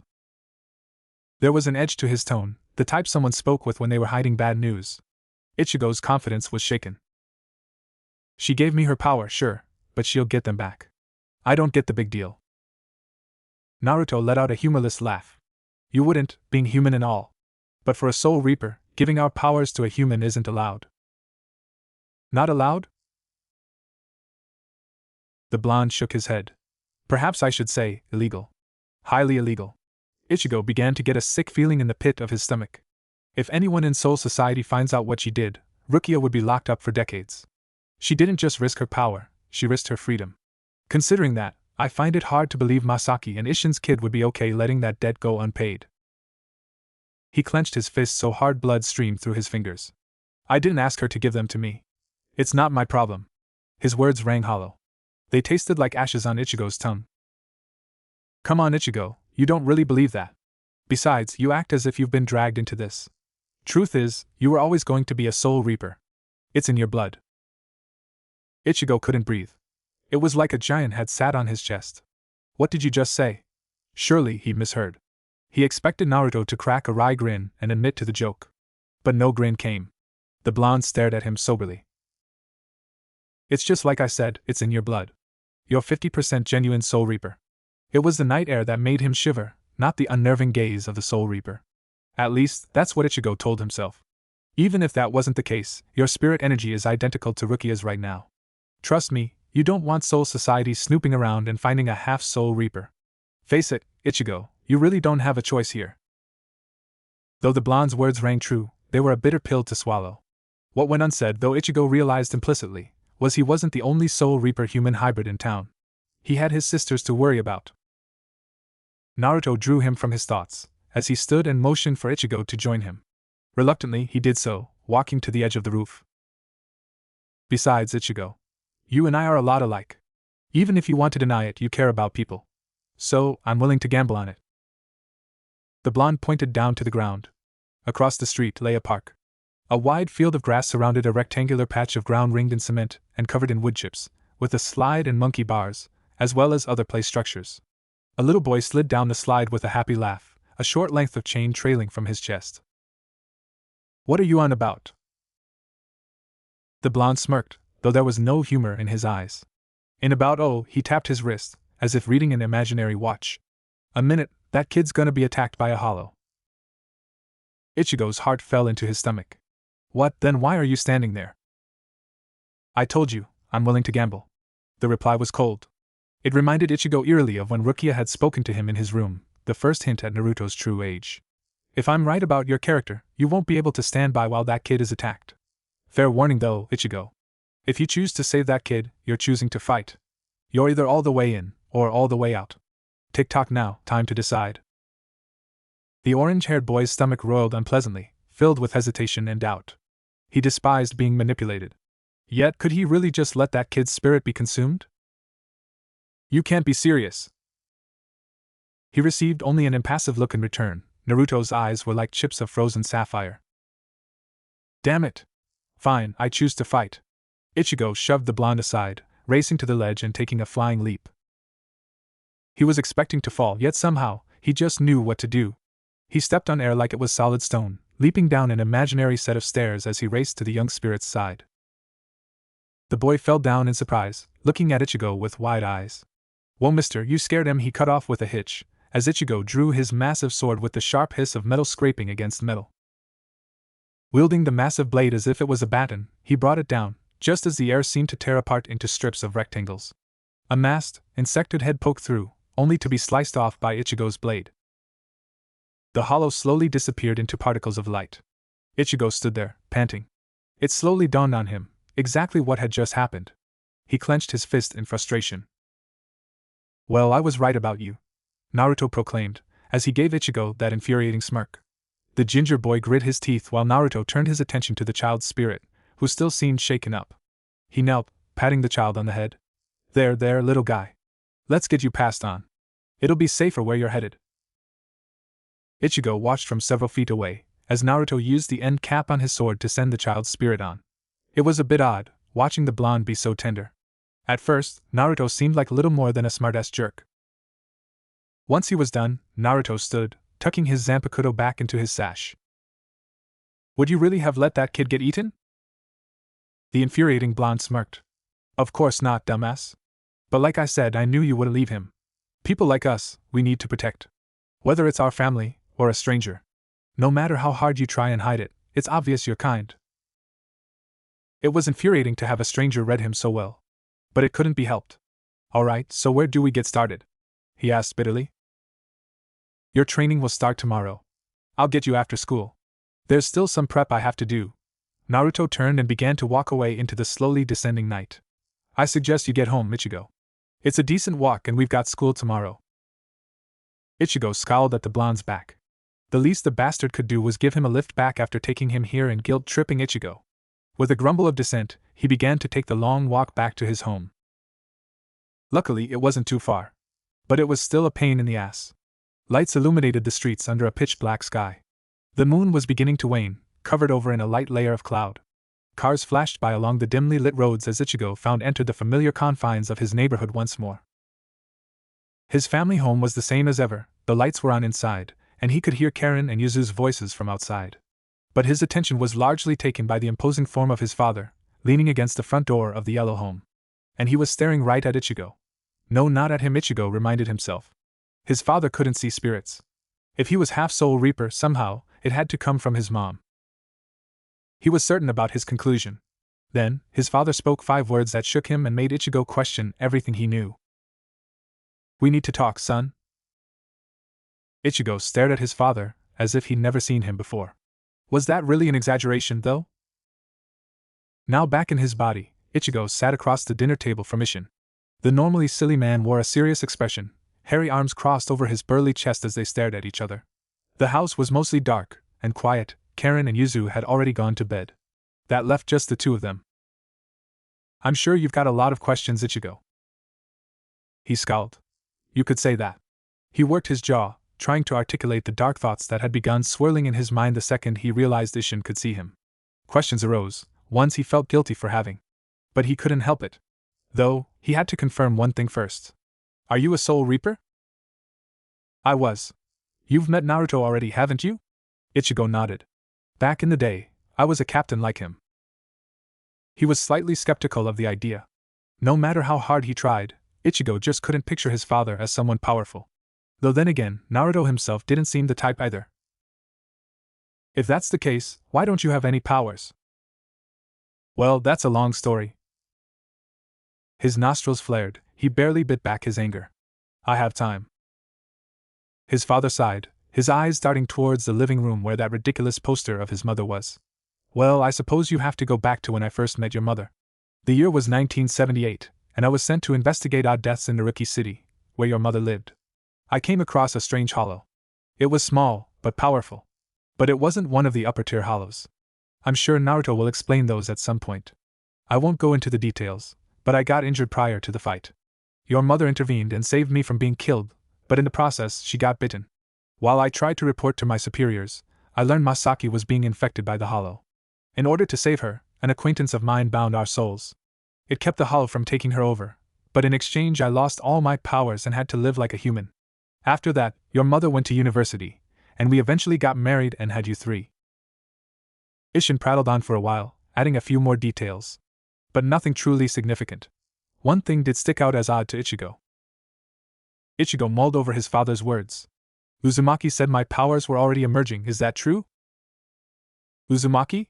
His father raised an eyebrow. Naruto? Something flashed through Ishin's eyes, perhaps amusement. So that's what he's going by nowadays. He muttered to himself. That's true, your powers have been slowly awakening, Naruto was already coming to teach you. And you didn't think to tell me? Ichigo growled in annoyance. Slipped my mind. Now, shoo, get to bed, you've got training tomorrow. Ichigo grumbled in annoyance. He wasn't convinced for one second that his father had simply let it slip his mind. But the old goat had a point about needing rest. With a heavy sigh, he got up from the table and resolved to get ready for bed. A dim yellow light falling across his face woke Ichigo up the morning after his confrontation with Ichigo. With a grumble of discontent, he rolled out of his bed and padded across the wooden floor, crossing the hall into the bathroom so he could take his morning shower. Standing in front of the mirror, he eyed a spiral mark over his heart. It had been there since he was born. He'd always assumed it was just an odd birthmark. But knowing what he knew about his heritage now, he couldn't help but wonder. Ichigo finished getting ready. After a quick shower and simple breakfast, he left for school. The day passed rather tediously. Kigo was being his usual annoying self. His only respite was getting to see Naruto flirting with Tatsuki, though he also seemed to flirt with Rukia as well. He was beginning to get the idea his new teacher was a bit of a perv. That's two perverted captains, what is it, a requirement? He wondered sardonically when thinking of his father. It was a relief when the final bell rung. After taking a rain check on Tatsuki's offer to spar, he slung his bag over his shoulder and sauntered downstairs, taking a side exit out of the school building into one of the less used entrances to the campus where he'd agreed to meet Naruto. To his surprise, the tall blonde wasn't alone. Rukia stood with him, and the two bickered back and forth like an old married couple. You know, you don't need to be there. I'm doing the training, Naruto commented. And he's my substitute. I'll be there to supervise, Rukia replied. Naruto chuckled, shooting Rukia a teasing grin. You know, it's okay to just admit you want to spend time with me. Rukia stamped her foot, more like a child than her usually collected self. It was a bit startling to him. She didn't strike Ichigo as the type that was easily flappable. That is not why, and you know it. Oh, then does that mean you're doing it to hang out with Ichigo? Should I be jealous? Suppressing a blush, Ichigo cleared his throat, drawing the attention of the two Soul Reapers. Are we going to train or what? His new teacher grinned, throwing an arm across Ichigo's shoulders. He stood there stiffly, as the blonde grabbed Rukia as well. What good timing. No time to waste, let's get moving. He saw Rukia open her mouth to protest, but whatever she said was lost as the petite woman let out a surprised squeak as Ichigo felt himself seized by an odd force. The world seemed to stretch and blur unnaturally around them, and in a few blinks of an eye they were across town. They finally stopped outside a dilapidated hospital rose 10 stories, with 3 different wings forming a U-shape, and a parking garage connected to the eastern side. A slightly rusty metal fence stood between the street and the building, and thick layers of dust lined every window and door. Ichigo swayed, but managed to stay standing after his experience the day before. He was somewhat ready for it. One person who apparently wasn't was Rukia. She turned and faced Naruto. You mind explaining how the heck you did that? Naruto wore a shit-eating grin as he replied, Practice. Practice my ass, you can't just use flash step while in a jigai. The petite woman shot back with a scowl. It was somewhat amusing to see the diminutive Soul Reaper so worked up. Now, no need to go mentioning your ass, lovely as it is. For a moment, Rukia seemed stunned into silence, her cheeks aflame. Ichigo felt heat in his own cheeks. After her shock passed, Rukia tried to slap Naruto, but the blonde rose his head, sticking his tongue out at Rukia as she hammered her fists into his side impotently. Pervert. Eager to move away from such an odd direction, Ichigo cleared his throat, forcing his own blush down with a scowl. These kinds of topics always made him uncomfortable. To have Naruto talk about them so shamelessly, it was like some constantly taking steel wool to his skin. Didn't you say Flash Step was a basic skill? Seems pretty easy for a captain.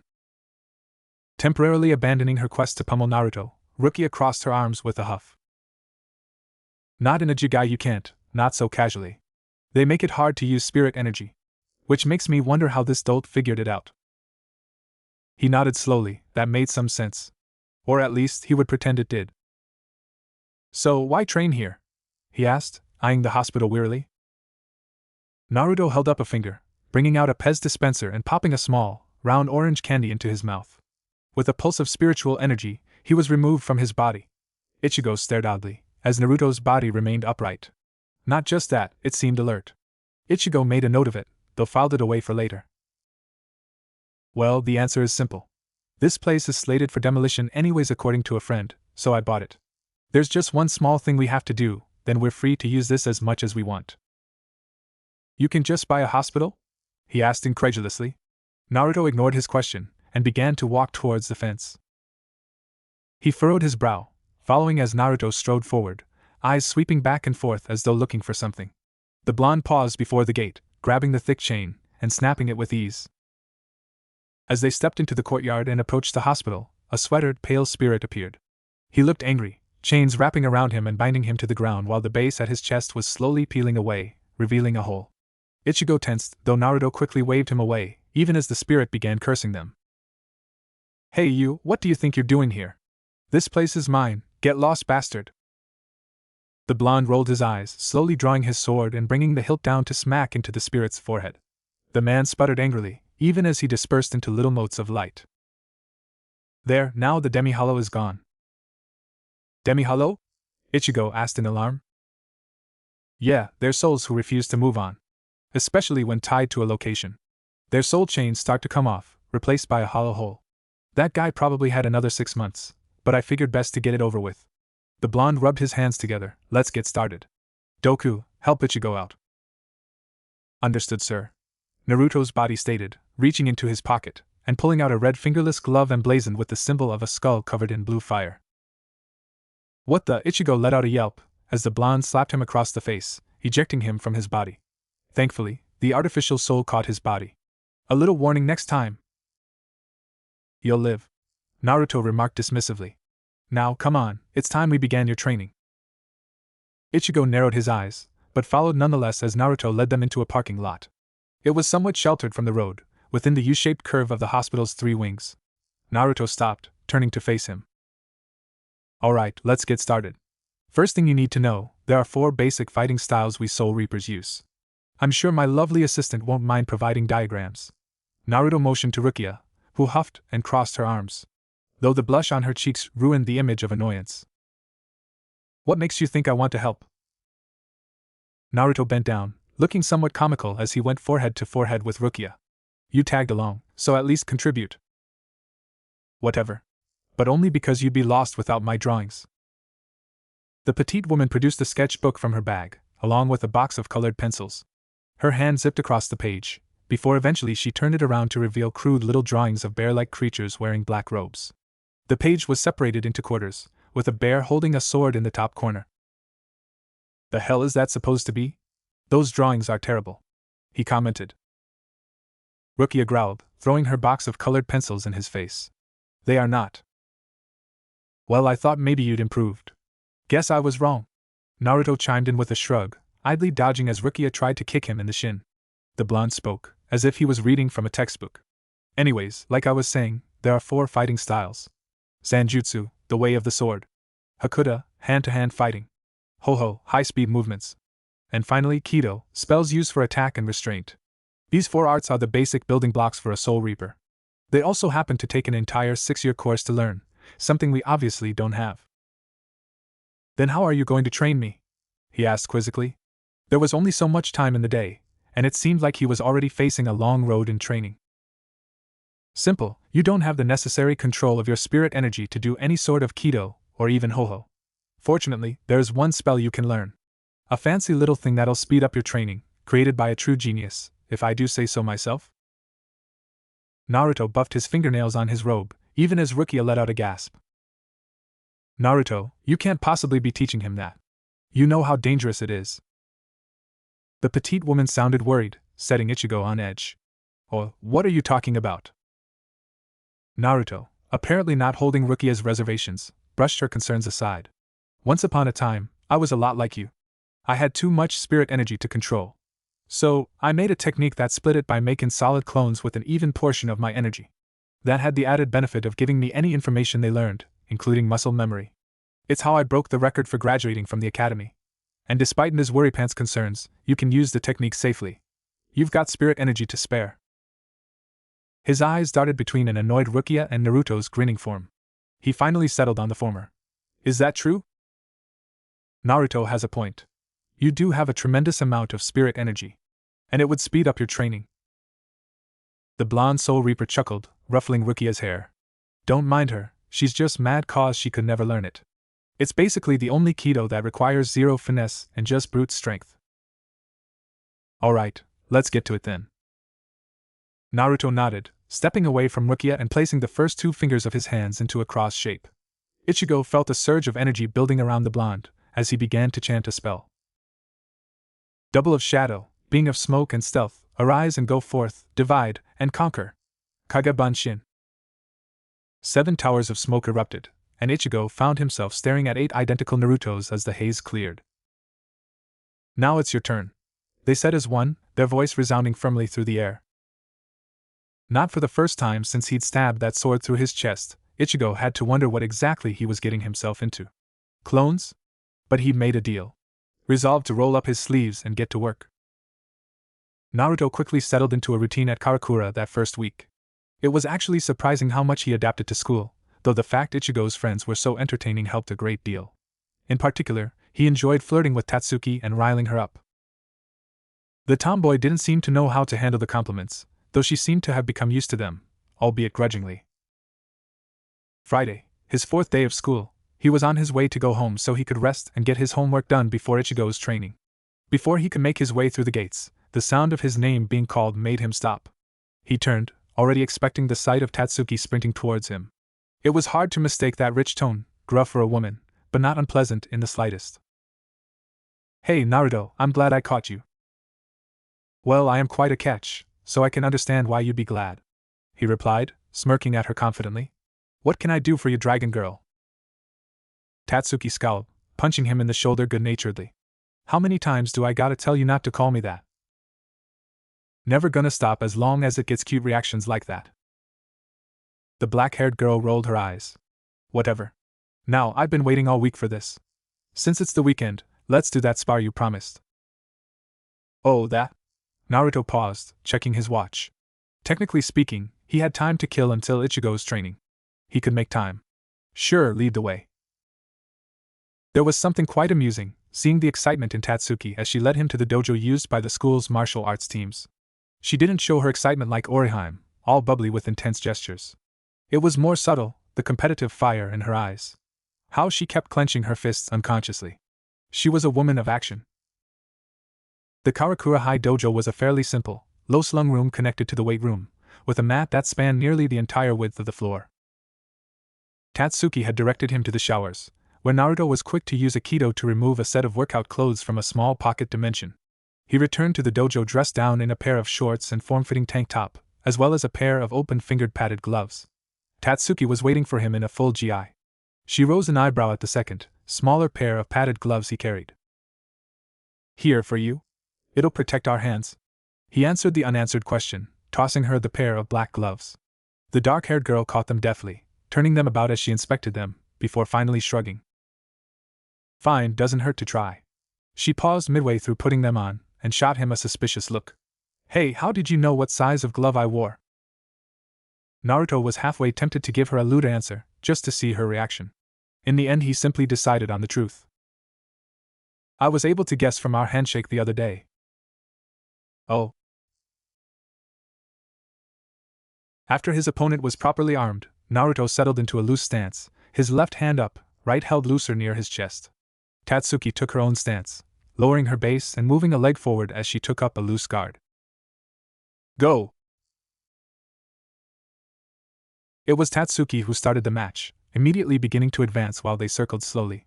He was the one to make the first move, going forward with surprising speed, at least, if the widening of her hazel eyes widened was any indication, and using his longer frame to swipe for her legs. Tatsuki showed a remarkable agility, dodging the low kick and throwing a punch that set up a middle kick. Naruto tried to grab her leg, but she was quick, snatching it back at the last second. He grinned, his blood pumping. Sure, he was restraining himself, but Tatsuki was good. He moved to re-engage, and they began a deadly dance, bodies twisting as they snapped off intense strikes with hands and feet, the intensity slowly increasing as the bout continued. A few landed, but nothing significant, though Tatsuki did a good job getting close and preventing him from taking advantage of his longer frame. Unfortunately, it was also the thing that cost her the match. She wandered too close, and he struck quickly, seizing the collar of her gi and tossing her to the ground before swiftly kneeling and going for the finish. His quivering fist stopped inches from her button nose. "You know, it's tradition, but those GIs really suck in an actual fight," he declared with a smirk, unclenching his fist to flick Tatsuki on the nose. She swatted his hand away with an irked expression, harsh breaths hissing through her teeth as she accepted his hand up. "You win this round, but I'm gonna do better next time." "I expect you will." Naruto smiled down at the girl, though it slipped as he glanced at the wall and noticed the time. "Crap, gotta get going." Tatsuki started to take off her gloves to give them back, but he waved her off. "Keep 'em, it's a gift." "Well, I'll see you next week," she replied hesitantly. "Yeah, see ya." Naruto bid Tatsuki goodbye, before returning to the locker room and quickly changing. He glanced at his watch, as he dashed off the school grounds, and let out a curse. He was late for Ichigo's training. The blonde subtly glanced about, making sure nobody was in sight, before using a flash step to cover the distance to the hospital. He was the last one there, and Rukia shot him an annoyed look. "You're late, what took you so long?" "Sorry, got held up by Tatsuki wanting that spar." "Sparring? Sounds like a poor excuse for groping the girl." Naruto sputtered, for once thrown off in their battle of words. It was only when he noticed the barely there smirk that he realized he was being teased. He crossed his arms with a huff. "You know, the teasing's not as fun when you're doing it. As engaging as this is, let's get the training over with." Ichigo cut in grumpily. He found it hard to suppress a smirk, and resist continuing his banter. It was just so fun messing with Ichigo. The boy was so squeamish about sexual topics, it was an easy way to annoy him. Nonetheless, Naruto conceded. "Alright, well, today's lesson is on fighting tactics. I'll want your clones to work on controlling their spirit energy, but you and I will be going through an obstacle course of sorts." The orange-haired boy shot him a suspicious look, but agreed nonetheless, creating a half-dozen clones. As the clones began to practice the flash step and some basic control, the original followed Naruto as he led the way around the corner into a parking garage connected to the hospital. Rukia trailed behind, her sharp violet eyes looking for any sign of something off. Naruto stopped, turning to face Ichigo with his hands clasped behind his back. "We've talked about hollows, but it's about time you learned how to fight one." Ichigo gave him a strange look. "What are you talking about? I've already been fighting hollows, heck, I took care of one just yesterday." He was about to respond, but Rukia cut in. Wearing a dark sundress that blended in with the shadows, she kept quiet and let him do all the talking up to that point. "Naruto, if I may?" He nodded, curious about what she had to say. The petite Soul Reaper focused her intense gaze on Ichigo. "Up to this point, you've essentially been flailing about, much like an infant. It's inefficient, and takes more risk than needed. Normally you learn the theory of fighting hollows long before a Soul Reaper ever has to do a field exercise. Given the unorthodox situation, we've had to do the reverse. That is what Naruto means." Though he still looked confused, most of the annoyance seemed to leave Ichigo. "Okay, then explain it." "You got it," Naruto said, stepping forward into the parking garage. His foot caught on a nearly invisible pressure plate. With a soft hiss, a bear-like hollow appeared from around the corner. Ignoring the curse from Ichigo, Naruto drew his Zanpakuto, vanishing in a flash of movement and reappearing above the hollow. His sword sliced through the back of the neck. Instead of hardened flesh, the silver blade met rubber, severing it easily and releasing a burst of air as the hollow deflated. Naruto sheathed his sword, walking back to Ichigo with a smirk. "The theory is simple. Always attack from behind. It's safer, and it'll keep you from learning the hollow's identity." Their identity? What are you talking about? Hollows were once human. They're corrupted souls. I just thought I was killing monsters. Are you saying this entire time I've been killing people? The orange-haired teen looked as if he would be sick. Don't misunderstand, Ichigo. We're doing a kindness by slaying hollows. It purifies their soul, wiping away the sins committed as hollows and sending them and everyone they've devoured to the Soul Society. Oh. Ichigo looked uncertain, as if his mind was racing 1,000,000 miles an hour. Naruto couldn't blame him. Now let's get started. As he stood back and watched Ichigo run the course, Naruto found himself struck with an odd sense of déjà vu. He couldn't help but recall a time when he had been the one being instructed, and it was someone else watching him with a stern gaze.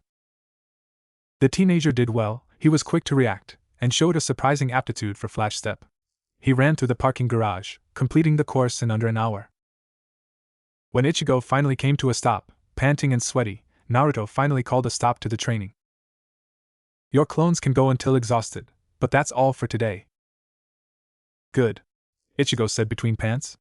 I need to get homework done. He winced, remembering the homework he'd missed out doing due to Tatsuki. Yeah, now that you mention it, I do too. Maybe I'll tag along, and we can work together. What about you, Rukia? Unlike you, I attend to my studies diligently. I'm already done, she said with a haughty air. Oh, well, then I guess you just want to stay here, see ya. Come on, Ichigo, let's go study. Right. Without needing to consult the other, Ichigo and he began to leave the parking garage. After a few moments, Naruto heard the telltale tapping of Rukia's flats as she raced to catch up. Hold on, you wouldn't leave a poor damsel to walk alone, would you? Ichigo scoffed, but Naruto, finding it amusing, played along. Well, if there's a damsel worried about danger, I suppose I should protect her, he said, pulling Rukia into his side. The petite woman squeaked, her cheeks turning pink. She pushed away from his side, though she did nothing to remove his arm from her shoulders. They strolled down the streets of Karakura, passing through a park as they were on their way to the Kurosakis. It was as they walked along the path through the park that they heard a bubbly voice call Ichigo's name. Naruto turned, a little surprised to see Oriheim trotting their way carrying a bag of groceries. She wore a light sundress, though his eyes were drawn to the bandage around her upper arm. Had she been injured? He was about to ask, but Ichigo spoke up first. Oriheim? What are you doing here? Ichigo asked, his eyes darted towards Naruto and Rukia quickly. Oh? I'm just shopping for dinner. Oriheim declared cheerily, I've got leeks, butter, bananas, and bean jam. Naruto couldn't imagine what kind of concoction she was planning to make with those ingredients, though perhaps he was better off not knowing. What about you, Ichigo? What are you doing here? As Ichigo fumbled for an answer, the airhead girl peered around him to Naruto and Rukia. Naruto, Rukia? Do I know you? Rukia asked rudely. Naruto hid a chuckle as a cough, before flicking Rukia in the ear. That's Oriheim Inoue, she's in our class. We sit right by her. Oh, Oriheim. Good day. Like flipping a switch, Rukia plastered on a happy grin and greeted Oriheim like old friends, throwing in a rather over-the-top curtsy. Amusingly enough, Oriheim went along with it, curtsying back. Oh, I'm fine. The busted teenager tried her best to withhold a wince, but Naruto caught it with his keen eyes. You sure about that? What happened to your arm? Oh, this? I was run over yesterday. Run over? By a car? Ichigo asked incredulously. Naruto couldn't help but share his sentiments. Oriheim had to be made of a lot sterner stuff than he initially thought to be walking off getting hit. Yeah. I went to buy a drink last night, then I got hit. Like BM, I've actually been getting run over a lot lately. Oriheim explained, letting out a nervous giggle at the end. Ichigo rose an eyebrow. That isn't a laughing matter, doesn't it bother you? Well, it's not like they did it on purpose. The bubbly girl shrugged it off, as thought that explained the entire thing. Does Oriheim get hurt a lot? Rukia asked. Every day, Ichigo answered with a deadpan expression. I daydream, Oriheim said, as if that explained everything. And perhaps it might have. After all, there were plenty of clumsy people. Oriheim seemingly had Rukia's full attention, though. She stared at the orange-haired girl's leg intently. Following her violet gaze, Naruto felt a chill go down his spine as he noticed the peculiar bruise there, marring the flesh black and purple. like some giant hand had squeezed her leg too tight in its grasp. The wheels began to turn in his head as well. "Hey, Oriheim, you mind if Rukia and I take a look at that bruise on your leg?" he asked. Oriheim tilted her head cutely. "Oh, I'm sure, I guess." Naruto knelt, gently prodding the purple and black flesh. Oriheim seemed to recoil at the touch. "It must have happened when the car hit me," she mused.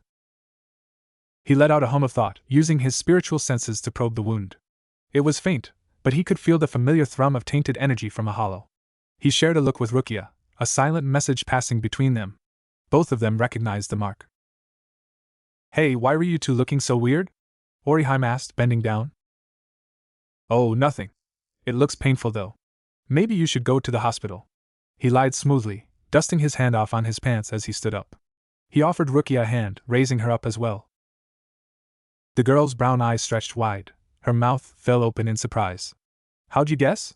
It hurts even more than my arm, actually." "You know, he's right, Oriheim. It might be paralyzed or something, you never know," Ichigo said. As Ichigo stared at her, the airhead girl began to blush, earning a confused remark from the gruff teen. Oriheim quickly began to make excuses to try and leave. "Oh look, I'll be late for my program, gotta go." "You gonna be okay? I could walk you home if you want," Ichigo called out. Oriheim was quick to wave him off, but there was a hesitance about her, even as she bid them goodbye and hurried off. Naruto got the distinct sense she hoped that Ichigo would be a bit more persistent about going with her. Interesting, looks like someone has a little crush. Naruto stared after Oriheim as she left. The girl had clearly been attacked by a hollow. The question was whether it was the first time. "Ichigo, are you and that girl close?" Rukia asked carefully. The teenage boy shrugged. "Kinda, I guess. She's best friends with Tatsuki." "Does she have any siblings?" "Just the one, she had a brother who was a lot older." "Had?" Rukia asked sharply. Naruto's stomach sank. He knew where her mind was going. Hollows very often began their life as hollows by attacking the ones they loved. It was why widows tended to follow after their husbands, or parents after children. In response to Rukia's question, Ichigo's eyes became unfocused, seeing a past only he could see. "He died 3 years ago. I was leaving for school when the doorbell rang. It was a little girl, carrying her brother. We didn't have the equipment to save him, and he died while we were trying to get him transferred to the hospital. It was only later I learned that was Oriheim.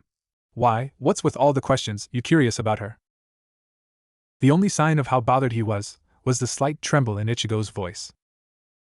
"No, not at all," Rukia replied blankly. It was a lie, but a necessary one, Naruto thought. There was a significant leap between having a dead sibling and that sibling becoming a hollow. There was no proof Sora was a hollow, and it would just be harmful to suggest he was without proof. Hopefully, it was just a coincidence. Though he couldn't quite convince himself of that. "Come on, Ichigo, let's get back to your place. Lots of homework to do." He nudged Ichigo, who grunted in assent. "Say, Rukia, where do you go home to? You got some place around here?" Naruto himself felt a bit curious. He hadn't heard Rukia mention where exactly she was staying, though it had to be close by. "You seem awfully interested in my personal life," she commented. "As if, not a bit," Ichigo denied. "Then don't ask. See you two later." He shook his head as Ichigo fumed, and Rukia walked away. He was curious where she was staying, but that could wait for later. For now, he was more interested in that homework. There was one thing Naruto could do without when it came to attending Karakura High. The schoolwork. Hanging out and flirting was all well and good, but he didn't see the point in schoolwork. What use did he have for algebra?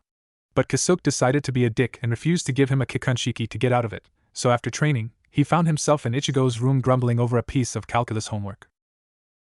"You know, for a guy that's like 200, you're a big baby when it comes to homework," Ichigo commented from his place sitting at his desk. Leaning against the windowsill on the bed with his textbook propped on his knee and the sheet across it, Naruto shot Ichigo with a glare. 145, thank you very much." A knock on the door drew their gaze, as a young girl with a light brown pixie cut popped her head in through the door. It was a little weird, seeing Yuzu as girl almost in high school. The last time he'd seen her she'd been a toddler. "Hey Ichigo, you know where my dress is?" "You mind knocking before entering?" Ichigo grumbled. "No, I haven't seen your dress, now can you leave us alone, we're studying." As the girl puffed up her cheeks cutely, Naruto couldn't help but chuckle. Geez, Ichigo, no need to be mean. She was just asking a question. Big brothers should be nicer to their adorable little sisters. His comment drew a beaming smile from Yuzu. Gee, thanks Naruto. She shot her brother an affronted look. You could really learn a lesson from him, Ichigo. The orange-haired boy rolled his eyes and waved his hand dismissively, causing Yuzu to leave in a huff. Geez. It's so weird. Some of my pajamas are missing too. Brushing off the encounter with a smirk, Naruto went back to his work. He nibbled on the end of his pencil, as he considered his next equation. He blinked in confusion as he heard a muffled ringing noise, coupled with a barely audible curse. Shortly after, he heard a nearly silent bump in the closet. Ichigo was too distracted to notice. Wait a second, missing pajamas? No way, she wouldn't. Despite his reasoning, Naruto adopted a deadpan expression. Without any preamble, he tossed aside his book and slipped off the bed. Striding over to the closet with a confused Ichigo watching on, Naruto threw open the closet door, not at all surprised to see Rukia there, crouching on a makeshift bed of blankets. She blinked at him in shock, wide violet eyes reminding him of a rabbit. He breathed in a deep sigh. You can't be serious. Ichigo was much less reserved in his reaction, pointing an accusing finger at Rukia. What the hell are you doing in my closet? The petite woman scowled. She tried to put on a confident front, though Naruto could see right through it. Of course, I decided to stay here. Since Ichigo is my substitute, I have to be here for when we receive orders. He simply rose an eyebrow, glancing at the phone in her hand. So you're totally not that you had nowhere to stay and just decided to crash here. As Rukia blushed, he reached down and seized her around the middle, hauling the squirming woman onto his shoulder. Hey, what the hell do you think you're doing, Naruto? Put me down! She growled, pounding his back with hammer fists. No can do, princess. I've got a condo with a spare room. You're staying with me, so Ichigo here can have his privacy. And what about orders? If I'm not here, how is Ichigo supposed to receive orders? Rukia shot back. With his spare hand, Naruto rubbed his chin thoughtfully. You make a good point. He slung Rukia off his shoulder, leaving her to land rear first onto the bed, forcing a cute squeak from her. Snatching the soul pager from Rukia's hands, Naruto began clicking through the settings, even as he took a regular flip phone out of his bag. Hey, give me back my soul pager! Rukia protested, trying to snatch it back. Settle down, Ruki, I'll give it back in a second, he muttered, keeping the flip phone out of her reach. Just give me a second, Kisuke taught me a nifty trick. After a few moments messing with the settings, Naruto handed Rukia back her soul pager, before surprising Ichigo as he tossed him the second phone. The teen caught it with a raised eyebrow. What's with the phone? I just connected her soul pager to that phone, a little trick my friend Kisuke taught me. Any mission alert she gets will get forwarded to you. That way you'll be able to do missions without us needing to come over in the middle of the night. You might as well take this as well. Naruto reached into his pocket and handed Ichigo the red Goken Teko. Just tap yourself with that, and your soul will be ejected. Eventually we'll get you a mod soul, but for now it'll do. Got it. So, what does this thing do when it goes off? Ichigo asked.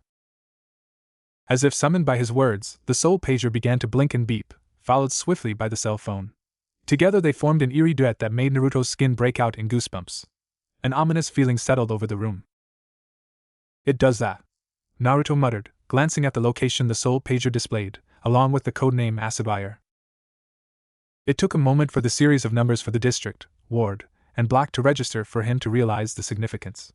When he did, his eyes widened. Ichigo, eject now! As he gave the order, Naruto snatched his soul candy dispenser from his pocket, ejecting his soul and letting Doka take over.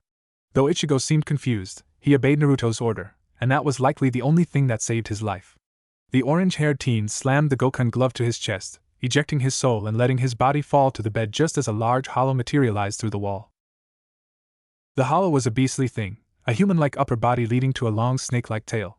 Lank black hair hung to its brown shoulders, its arms a crimson red. And completing the appearance of the Naga-like terror was the white skull mask, with narrow yellow eyes that glared balefully. The hollow let out a screech, swiping at Ichigo as the orange-haired teen dodged. He drew his oversized Zanpakuto. Remember, aim for the head, Rukia shouted. Ichigo swung his sword. The metal whistled through the air, slicing into the hollow's mask. But it was far too shallow. Naruto got just a glimpse of a brown eye and the upper part of a pale face, before the hollow covered its face and turned to flee. Instead of pursuing, Ichigo stood stock still. What the hell is going on? That hollow, it was Oriheim's brother. I see. Then that means we need to get to her immediately, said Naruto grimly. He took a deep breath. He hated these kind of situations. What, why? It was Rukia who answered, stepping forward with a somber air. Because Ichigo, very often a hollow will attack their loved ones first. He's surely going to try and consume her soul, so we have to act. The orange-haired boy clenched his fist so tightly blood trickled through his fingers from his nails, cutting his palm. Naruto found himself doing the same, as a confusing rush of emotions and sensations swept through him. A deep, resolute fire, riotous anger. Older siblings are meant to protect. His eyes widened. He hadn't seen Ichigo's lips move, but he'd heard his words clear as day. Had that been Ichigo's thoughts? A more disturbing possibility occurred to him. What if Ichigo had heard some of his thoughts? I'll need to talk to Kasuke. There might be more to this bond than we thought. But that was for later, for now, they needed to save Oriheim. Turning to Rukia, he gave a teasing smirk. So, since you can't travel fast on your own, what'll it be? Piggyback like a child, or like a bride? Course, there's always fireman style, but that doesn't sound very comfortable. The raven-haired girl got flustered, stumbling over her words with a fierce blush. Not now, you shameless ugh, I can't believe you. Say no more. Without any more say-so from her, he appeared behind Rukia and swept her up into his arms, drawing an indignant huff as he gripped behind her knees and upper back. She clung to him with a put-out expression, very much trying to give the air of being upset. He didn't need a special bond to know it was more than a little forced.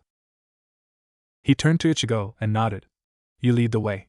Remember, channel the erasure underneath your feet consistently for a smooth flash step. Got it. Ichigo nodded sharply, throwing open the window and dashing outside. The two of them could pass through the walls easily, but Rukia was still in her jigai. The three of them zipped through the air, using erasure as a platform under their feet.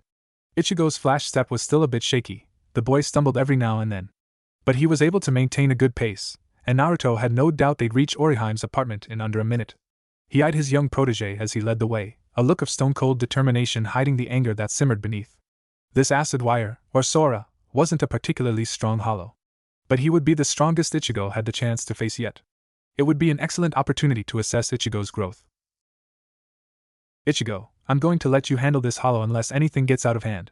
Show me what you've learned. The orange-haired boy glanced backwards.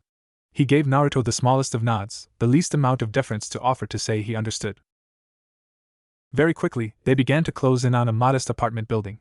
One of those ones with about 6 apartments per building and the access from the outside. This is it! Ichigo shouted. Naruto's eyes widened as he sensed the foul energy inside one of the apartments on the top floor. Hurry, he's already here! Ichigo shot forward, going straight through a hole that had been torn out of the wall. Naruto paused to let Rukia down gently on the patio, then followed after him. He'd sensed something when feeling for Acidwire's energy, another presence he hadn't expected. He emerged on the other side to a chaotic scene. Acidwire was there, spitting acid as Ichigo dodged. The apartment looked like it had been torn apart, shattered glass and shards of wood and plaster scattered about. A stuffed bear stained in blood was buried beneath the remains of a mourning shrine. Oriheim stood there in soul form, her chain of fate connected to her body as she looked on in apprehension at her brother and Ichigo fighting. Naruto's attention, though, was held by the other occupant of the room. Tatsuki was propped against the wall, a gash in her shoulder bled profusely as she struggled to remain conscious. Curiously, her eyes seemed to be tracking the fighting. Could she actually see them? Interesting, but now's not the time. He shot forward, weaving around the fighting and snatching the girl up as gently as he could. With a swish of his robes, he reappeared outside the apartment, setting Tatsuki down as gently as he could. She looked up with squinted eyes, her gaze unfocused as she struggled to make out his face. Who are you? I can't make out your face. Oh, so you can actually see me that clearly. He commented in surprise. Take it easy, Rukia here will take care of you. That voice is fuzzy, but familiar. Is that you, Naruto? His eyes widened, but there were more important things to do. Naruto waved Rukia over. Heal her as best you can, I'll guard Oriheim. He vanished, appearing amidst the fight again just in time to see Sora lunging at Ichigo, and Oriheim moving to intervene. With a burst of speed, he seized her around the middle, stopping her just short as Sora's bony jaws snapped closed on empty air with a sharp click. The hollow was worse for wear, a hand and the end of his tail having been sliced to ribbons. Orihime gave him a wide-eyed stare, a desperate fire in her eyes. Naruto, you're here too? Please, let me go. I have to help him. I have to help my brother. He's in so much pain. He frowned. He understood where the girl was coming from, but he couldn't just let her throw herself to the hollow's mercy. I get that, but there's no need to risk your health. If he was in his right mind, your brother would want you safe. Acid wire, Sora let out a bellow of rage. Another interloper. Stay away from her, she needs to join me, she needs to die so I won't be alone. Naruto turned and pinned the hollow with a glare as Ichigo struggled to his feet. His hands were covered in acid burns, and his oversized sword lay on the ground. 145 years I've lived. I've seen it so many times I've lost count, but it never ceases to amaze me how those who become hollows lose all sense of rationality. They'll devour their own loved ones without a second thought. Just once, I wish I could see one of you fight those instincts. Acid wire hissed in rage. He stretched his mouth wide, spitting out a spray of acid, the thing that gave him his name. Naruto remained calm, holding up his palm. Bakudo number 8. Seiki. An orb of light blue energy formed in front of his hand. The second the acid touched it, the caustic solution flew back towards Orihime's brother, splashing him across the face and making him howl in rage as his flesh bubbled and smoked. Damn you, why are you all getting in my way? Orihime tried to push past him, but Naruto stopped her. Please, let me speak to him, she pleaded, imploring him to let her pass with soft brown eyes. He reluctantly moved his hand but held up a finger in warning. If he tries to hurt you, I will protect you. Now say your piece. The buxom young woman stepped in front of him, looking up at her brother sadly. The monster stood still, his severed hand and tail dripping black blood onto the ground. Sora, I'm so sorry. I wanted to share everything with you. The happy stuff, things, and people I liked. At first I would just pray every day, but I thought that was being selfish. I didn't want to show you my sadness, I didn't want you to feel any more pain or guilt. So I hid it from you. I only showed my happiness so you wouldn't suffer. But now I see that just made you suffer more. Tears began to fall from Orihime's eyes and stain the floor, as she looked up at her big brother and continued. Every word she spoke was heavy with emotion. It made Naruto think her heart must be tearing in two. I didn't realize it made you so lonely. Big brother, I'm sorry I hurt you. I love you. Spent from her outburst, Orihime collapsed to her knees. Sora stooped lower. When he spoke, it was softer, but there was still an edge of danger that had Naruto gripping the hilt of his Zanpakuto tightly. Orihime, little sister. I knew that you stopped praying because you didn't want to worry me, but I didn't care. I didn't want it to stop. When you prayed, your heart was all mine. With his eyes cast on the ground, Sora seemed to be staring at something. Ichigo limped forward to stand next to Orihime. He followed the hollow's gaze.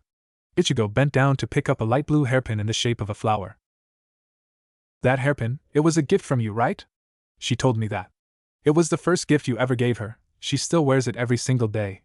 You know, it's the same for those who die and those who get left behind. They all feel alone. Look at you, so caught up in your own pain you completely forgot to think about hers.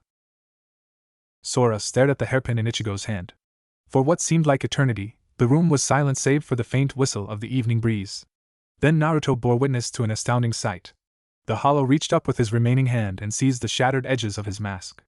With a grim resolution, Sora tore it away, tossing the pieces to shatter on the ground. While the three of them stood silent, the hollow bent down and grabbed Ichigo's Zanpakuto. Hey, what are you doing? Asked Ichigo wearily. Why'd you do that, isn't it dangerous? When Sora spoke, he spoke normally. The corrupted growl was gone, replaced by a soft-spoken voice. It's all right. If I were to stay as I am, I'd only lose myself and attack my beloved sister again. I couldn't bear that. So, in this moment of clarity, I want to move on. But don't worry, I won't burden you with that task, I'll do it myself. In disbelief, Ichigo shook his head in denial. But why, you're back to yourself. You don't need to. Ichigo. Rukia made her presence known. Standing at the entrance to the massive hole in the wall, she gave her substitute a stern look. He's making the right choice. This calm is only temporary. Allow him to move on in peace on his own terms. Remember, to reap a hollow isn't to kill them.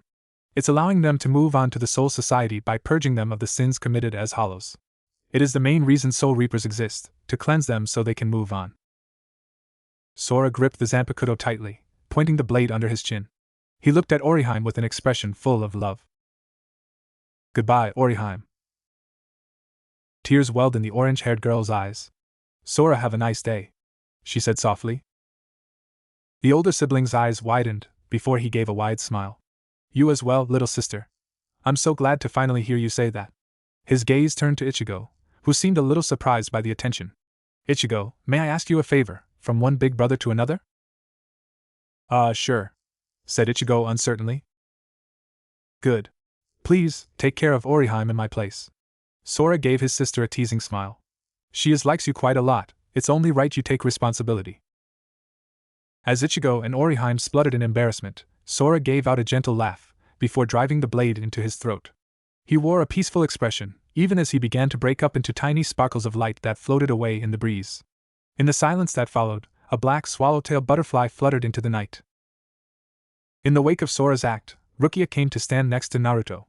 Together they looked at Ichigo and Oriheim as the boy helped her to her feet. How well he got the job done, in a manner of speaking, he remarked in bemusement. Talking a hollow into cleansing himself? That boy reminds me of someone, with that silver tongue. She gave him a knowing look. His lips twitched in amusement. He thought of making a bawdy comment, but now wasn't the time. Now was the time to begin cleaning up. It had been an eventful day, but it was over, and he had a new roommate to get settled in. Cleaning up the scene was quick and efficient, just the way he liked it. After using the memory replacement device to make Tatsuki and Oriheim forget the night's events, he called Kasuke to arrange to have Oriheim's wall fixed. She wouldn't know who it was, but an anonymous donor would be paying for all the expenses. Afterwards, Naruto and Rukia returned with Ichigo so he could reclaim his body, and also so Rukia could return her borrowed clothes. It was late, and Naruto was eager to leave. After taking a moment to stretch, he let out a sigh. Well, we should get going. We'll need to do some last-minute shopping to get Rukia a few essentials. The rest can wait. Rukia gave him a quizzical look. What do you mean shopping? Well, based on the fact you're stealing pajamas from a 14-year-old, he glanced meaningfully at Yuzu's yellow pajamas, drawing an embarrassed expression from Rukia. You need new clothes, plus a bed for the second bedroom.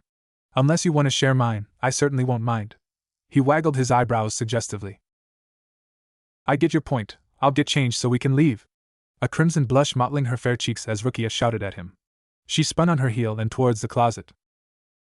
Change in the bathroom, Naruto called, causing her to freeze in place, before picking up her school uniform and swiftly leaving to get changed. He chuckled as Ichigo gave him an odd look. Would she really have changed in there? Naruto shrugged. Not sure, but it was funny to act like she would. A few minutes later, Rukia returned, her school uniform on and Yuzu's pajamas folded up neatly.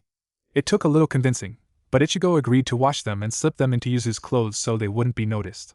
With that taken care of, the two of them left the Kurosaki home and traveled downtown to try and get into the shops before they closed.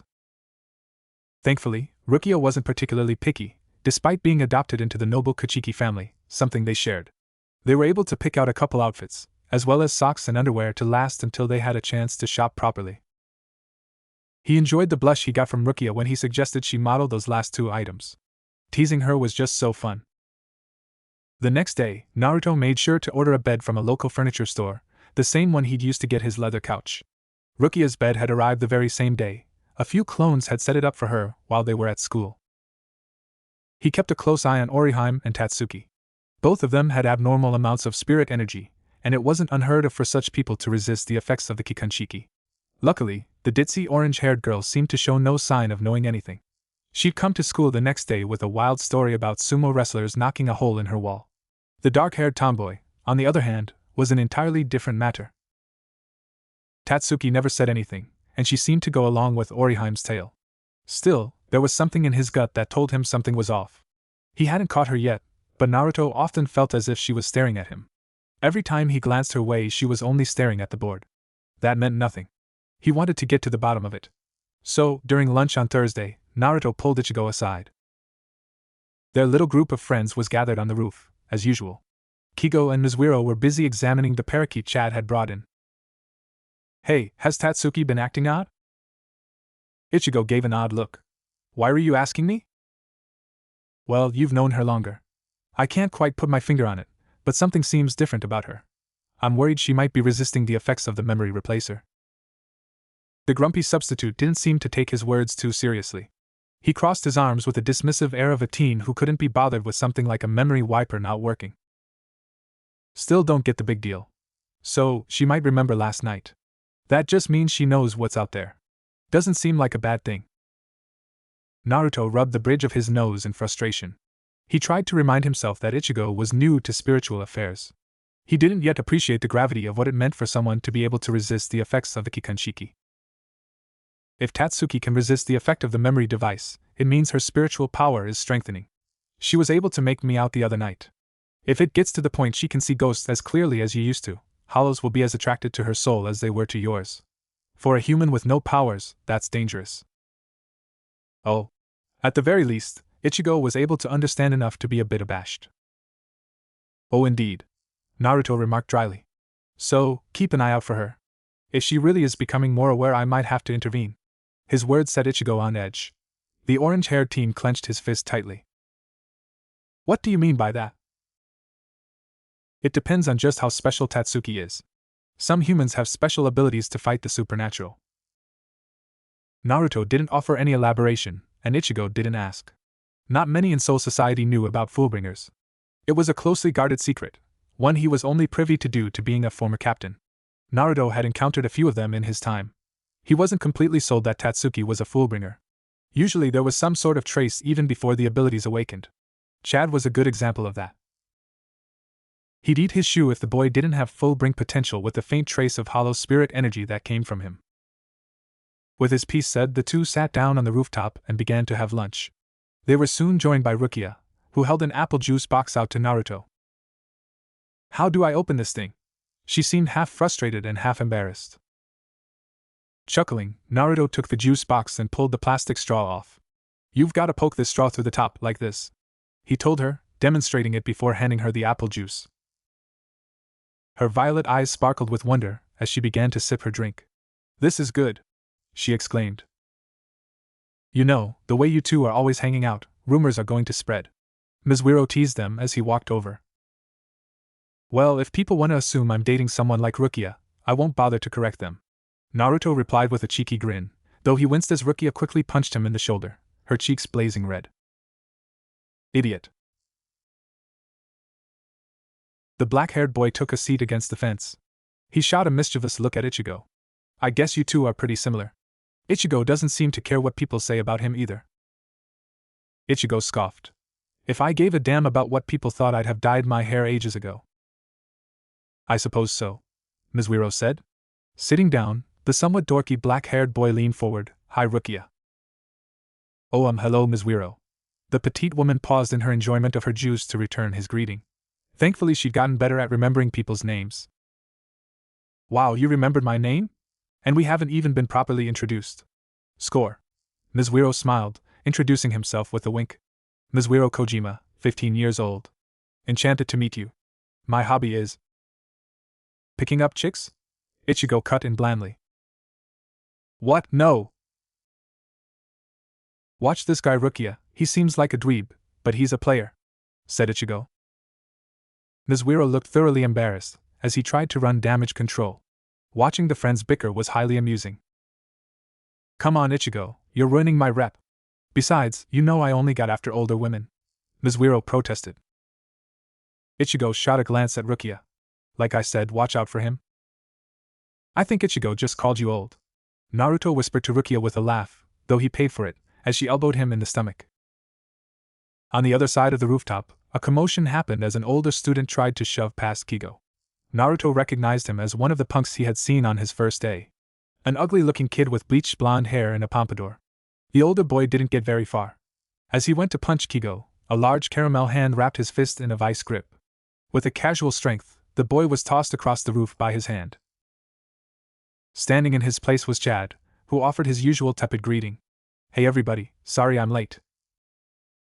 Naruto's gaze drifted to the bandage on Chad's hand. It nearly distracted him from the caged parakeet he'd brought. Chad lumbered across the roof and took a seat, setting the bird cage down. Hey Chad, what happened to your hand? Asked Ichigo. Well, yesterday my back was hurt. An I-beam fell on me. The hand happened today. A guy on a motorcycle ran into me. He was really hurt, so I had to take him to the hospital. Chad explained, much to everyone's disbelief. Geez, you gotta be more careful, man. Even if you are made of steel. Ichigo sounded half chastising and half amazed as he scolded his friend. Kigo, meanwhile, became curious about the bird. Though Naruto somewhat doubted he could tell what was truly odd about it. Curious, don't see that every day. The soft thrum of a human soul was impossible to miss. If he had to guess, the soul of a child had been into the bird. Then there was the more obvious sign. Hi there, I'm Yoichi. Whoa, it can talk. As the bird conversed with Kigo and Mizuiro, Rukia's gaze was fixed on the bird. Ichigo looked as if he had been struck as the bird spoke. Hey, that bird. Indeed.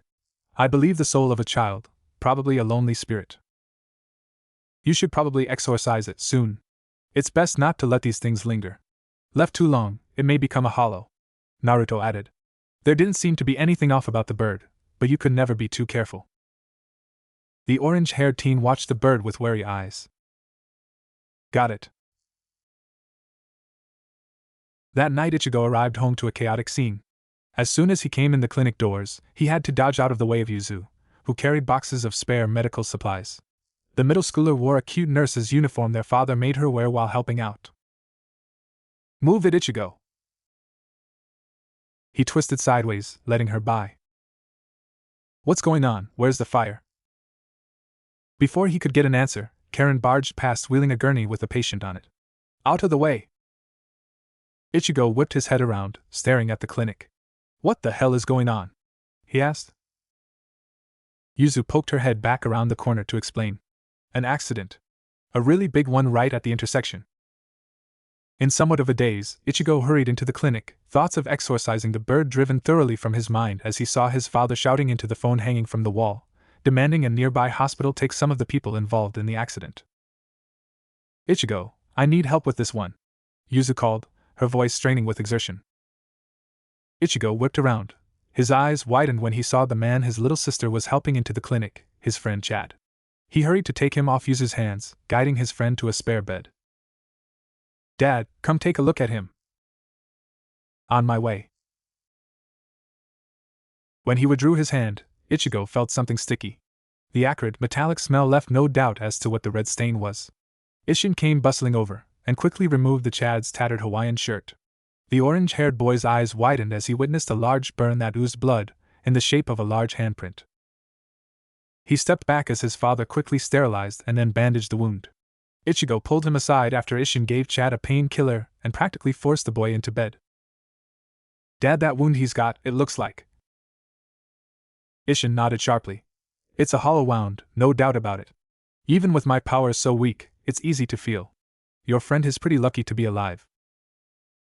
I need to call Naruto. Do you three have this handled? Ichigo asked. His father nodded, much to the orange-haired boy's relief. Free to go, Ichigo hurried into the house, up the stairs, and into his room. Taking out the cell phone Naruto gave him, Ichigo quickly dialed the blonde's number. The phone rang 3 times before he heard the blonde's gruff voice over the static of the speaker.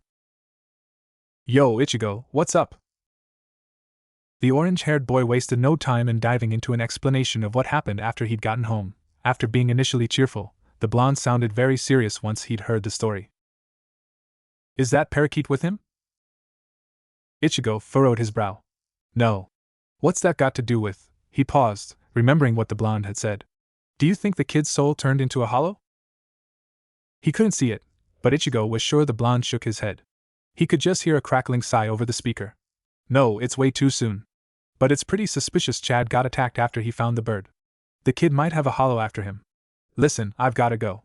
Keep your eye on Chad, Ichigo, and make sure to be on your guard. Got it, bye. Hanging up, Ichigo's mind raced as he tried to process what was going on. Just this afternoon he'd simply thought the bird was a lonely soul that needed to move on. Now he had to wonder if it wasn't being hunted, and whether the hollow that was after it had caused that accident. How many accidents and tragedies did hollows cause when people thought they were freak occurrences? It made him realize that his role was a lot more important than he initially thought. If he was honest, the weight of that responsibility scared him.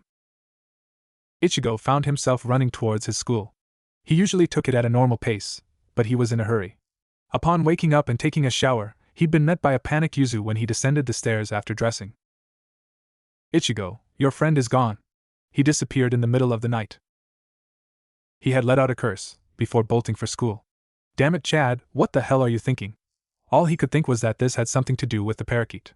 He had to get to school and see if anyone had seen Chad. He tore onto campus and dashed inside, not minding the people who shouted after him. His breath came smoothly, barely breaking a sweat. Naruto's training had an effect on him physically as well as spiritually.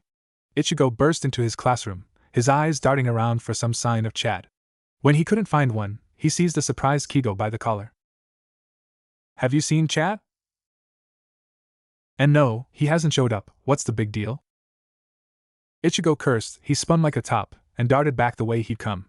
Through the hall, down the stairs, to the courtyard, and finally out into the streets. He'd get in trouble for skipping class, but his friend was far more important. Where could Chad be? It would be a waste to simply run about like a chicken with his head cut off. He had little choice though. When he failed to find Chad at the first few spots, Ichigo began to grow worried. A couple hours had passed, and noon wasn't far off. Ichigo. He was slightly relieved to see Rukia come racing towards him in her school uniform. His message to Naruto must have gotten through. The petite woman skidded to a halt. Have you found anything? She asked. No, he hadn't, and it drove him crazy. He held a little hope that perhaps she had, but the Soul Reaper shook her head when he asked. Hollows usually hide between the worlds when not chasing souls. What about Naruto? His teacher had shown a remarkable ability to sense energy. Surely he could find a hollow even if it hid. Ichigo's hopes were dashed ruthlessly. Rukia was never one to coddle him. He wants you to handle this on your own, without his help, Rukia said. Normally, I wouldn't agree, but this will be a good test of your training.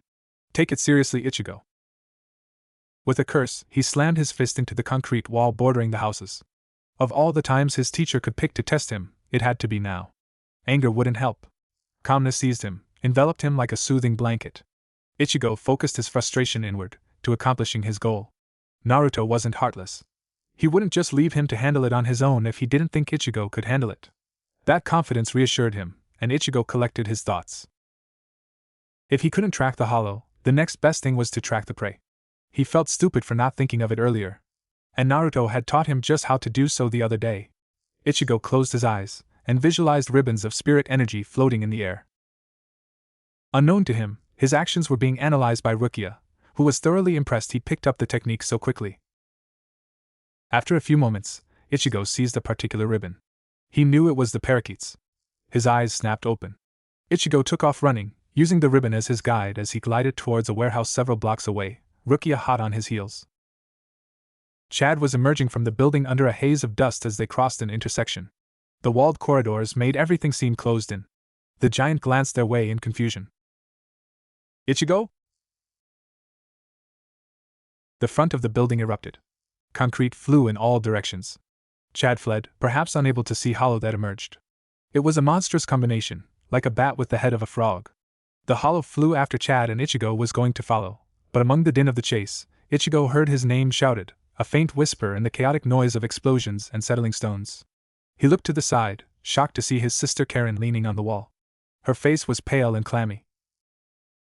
He rested on a knife's edge, undecided between continuing the chase and helping his sister. Brown eyes shot to Rukia, who understood his message. Take her home, quickly, I'll continue to follow them. She shot off, continuing to pursue the hollow and Chad. Ichigo rushed to his sister's side, supporting her as she swayed on her feet. While her skin was pallid, her cheeks were flushed with fever. Her forehead was scalding when he touched it. Ichigo picked her up with care. His legs pumped, treading a familiar path. He covered an entire block in seconds. Karen, what are you doing here? Are you sick? Ichigo, that boy, you have to help him, Karen said. When I looked at him, I saw his memories. He saw his mom get killed right in front of him. You have to tell him. It wasn't his fault. He frowned. Her words were labored, each seemed to take an inordinate energy to make. But worst of all, tears leaked from her eyes. Karen didn't cry, never. After their mother died, she'd taken the burden of being strong for Yuzu and the family onto her shoulders, refusing to cry even when she broke her arm in soccer. Don't worry, I'll help him, he assured her. Relieved, Karen passed out. She looked so fragile when she wasn't awake to keep up appearances. With his powerful strides, he made it to their family's clinic rather quickly. After ensuring Karen was tucked into bed safely, Ichigo went to his room and pulled out the glove Naruto had given him. He lay down, before ejecting his soul from his body. Ichigo took a moment to reach out and sensed the soul of the boy in the parakeet. He seized the ribbon and followed it with a grim determination. He wouldn't allow that boy's soul to suffer any longer. The hardest thing about teaching Ichigo was giving the boy room to grow. Naruto had sensed the distress of that spirit even from afar. The sheer fear mixed with hope in a noxious concoction. Every instinct he had wanted to go and end the threat and help the soul. But as a teacher, Ichigo needed to learn to handle things on his own. He had to make up for years of training in a matter of months, and the easiest way was to be thrown into the fire.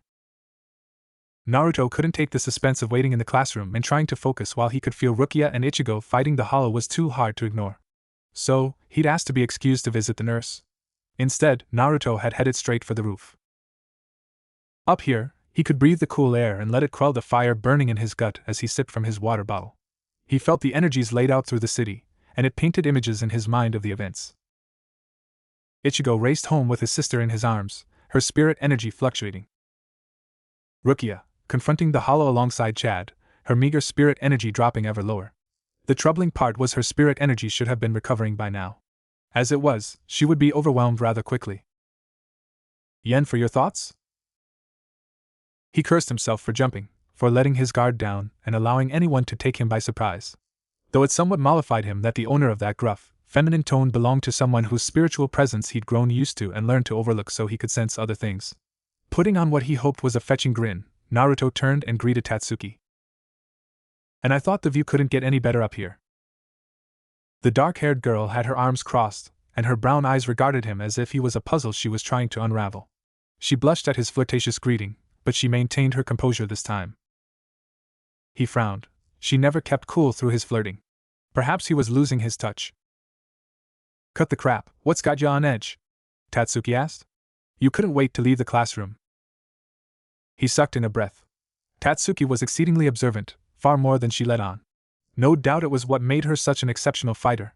Usually, it was a trait he admired in her. Not right now, though. Even as they spoke, he could feel the clash of energies as Ichigo and the hollow fought. Oh? I just needed some air, had a late night doing homework, Naruto said. Hopefully it would stop her curiosity, though he wasn't very assured that would be the case. He gave the girl a self-assured smile, as he went to take a sip of water. Really, 'cause I thought maybe it had something to do with that hobby Ichigo, and you have of running around playing dress-up. The water became stuck in his throat. Naruto slammed a fist into his chest, forcing the water up in a messy spray. He took hacking breaths, more than a little alarmed by her insinuation. It was one thing to suspect she might remember something, another to have her suggesting that was really the case. He had to keep calm, and not let anything on. She was probably fishing for info. I'm not really one for dress-up unless it's for a date. You saying you're interested? At the worst possible time, when he needed to maintain his cool, Naruto felt intense, resonating emotions pulsing through his bond with Ichigo. Righteous anger, indignation. They were like fire and fuel to him. The only way he could take the sudden onslaught was to clench his fist so hard it drew blood. Those sharp brown eyes, used to catching an opponent's tail in fights, caught the crimson drip of his blood. Right, she said, drawing the word out to indicate her disbelief. I'll see you later, Naruto. Make sure you're there for our usual spar. Sure thing, he said. The grin he plastered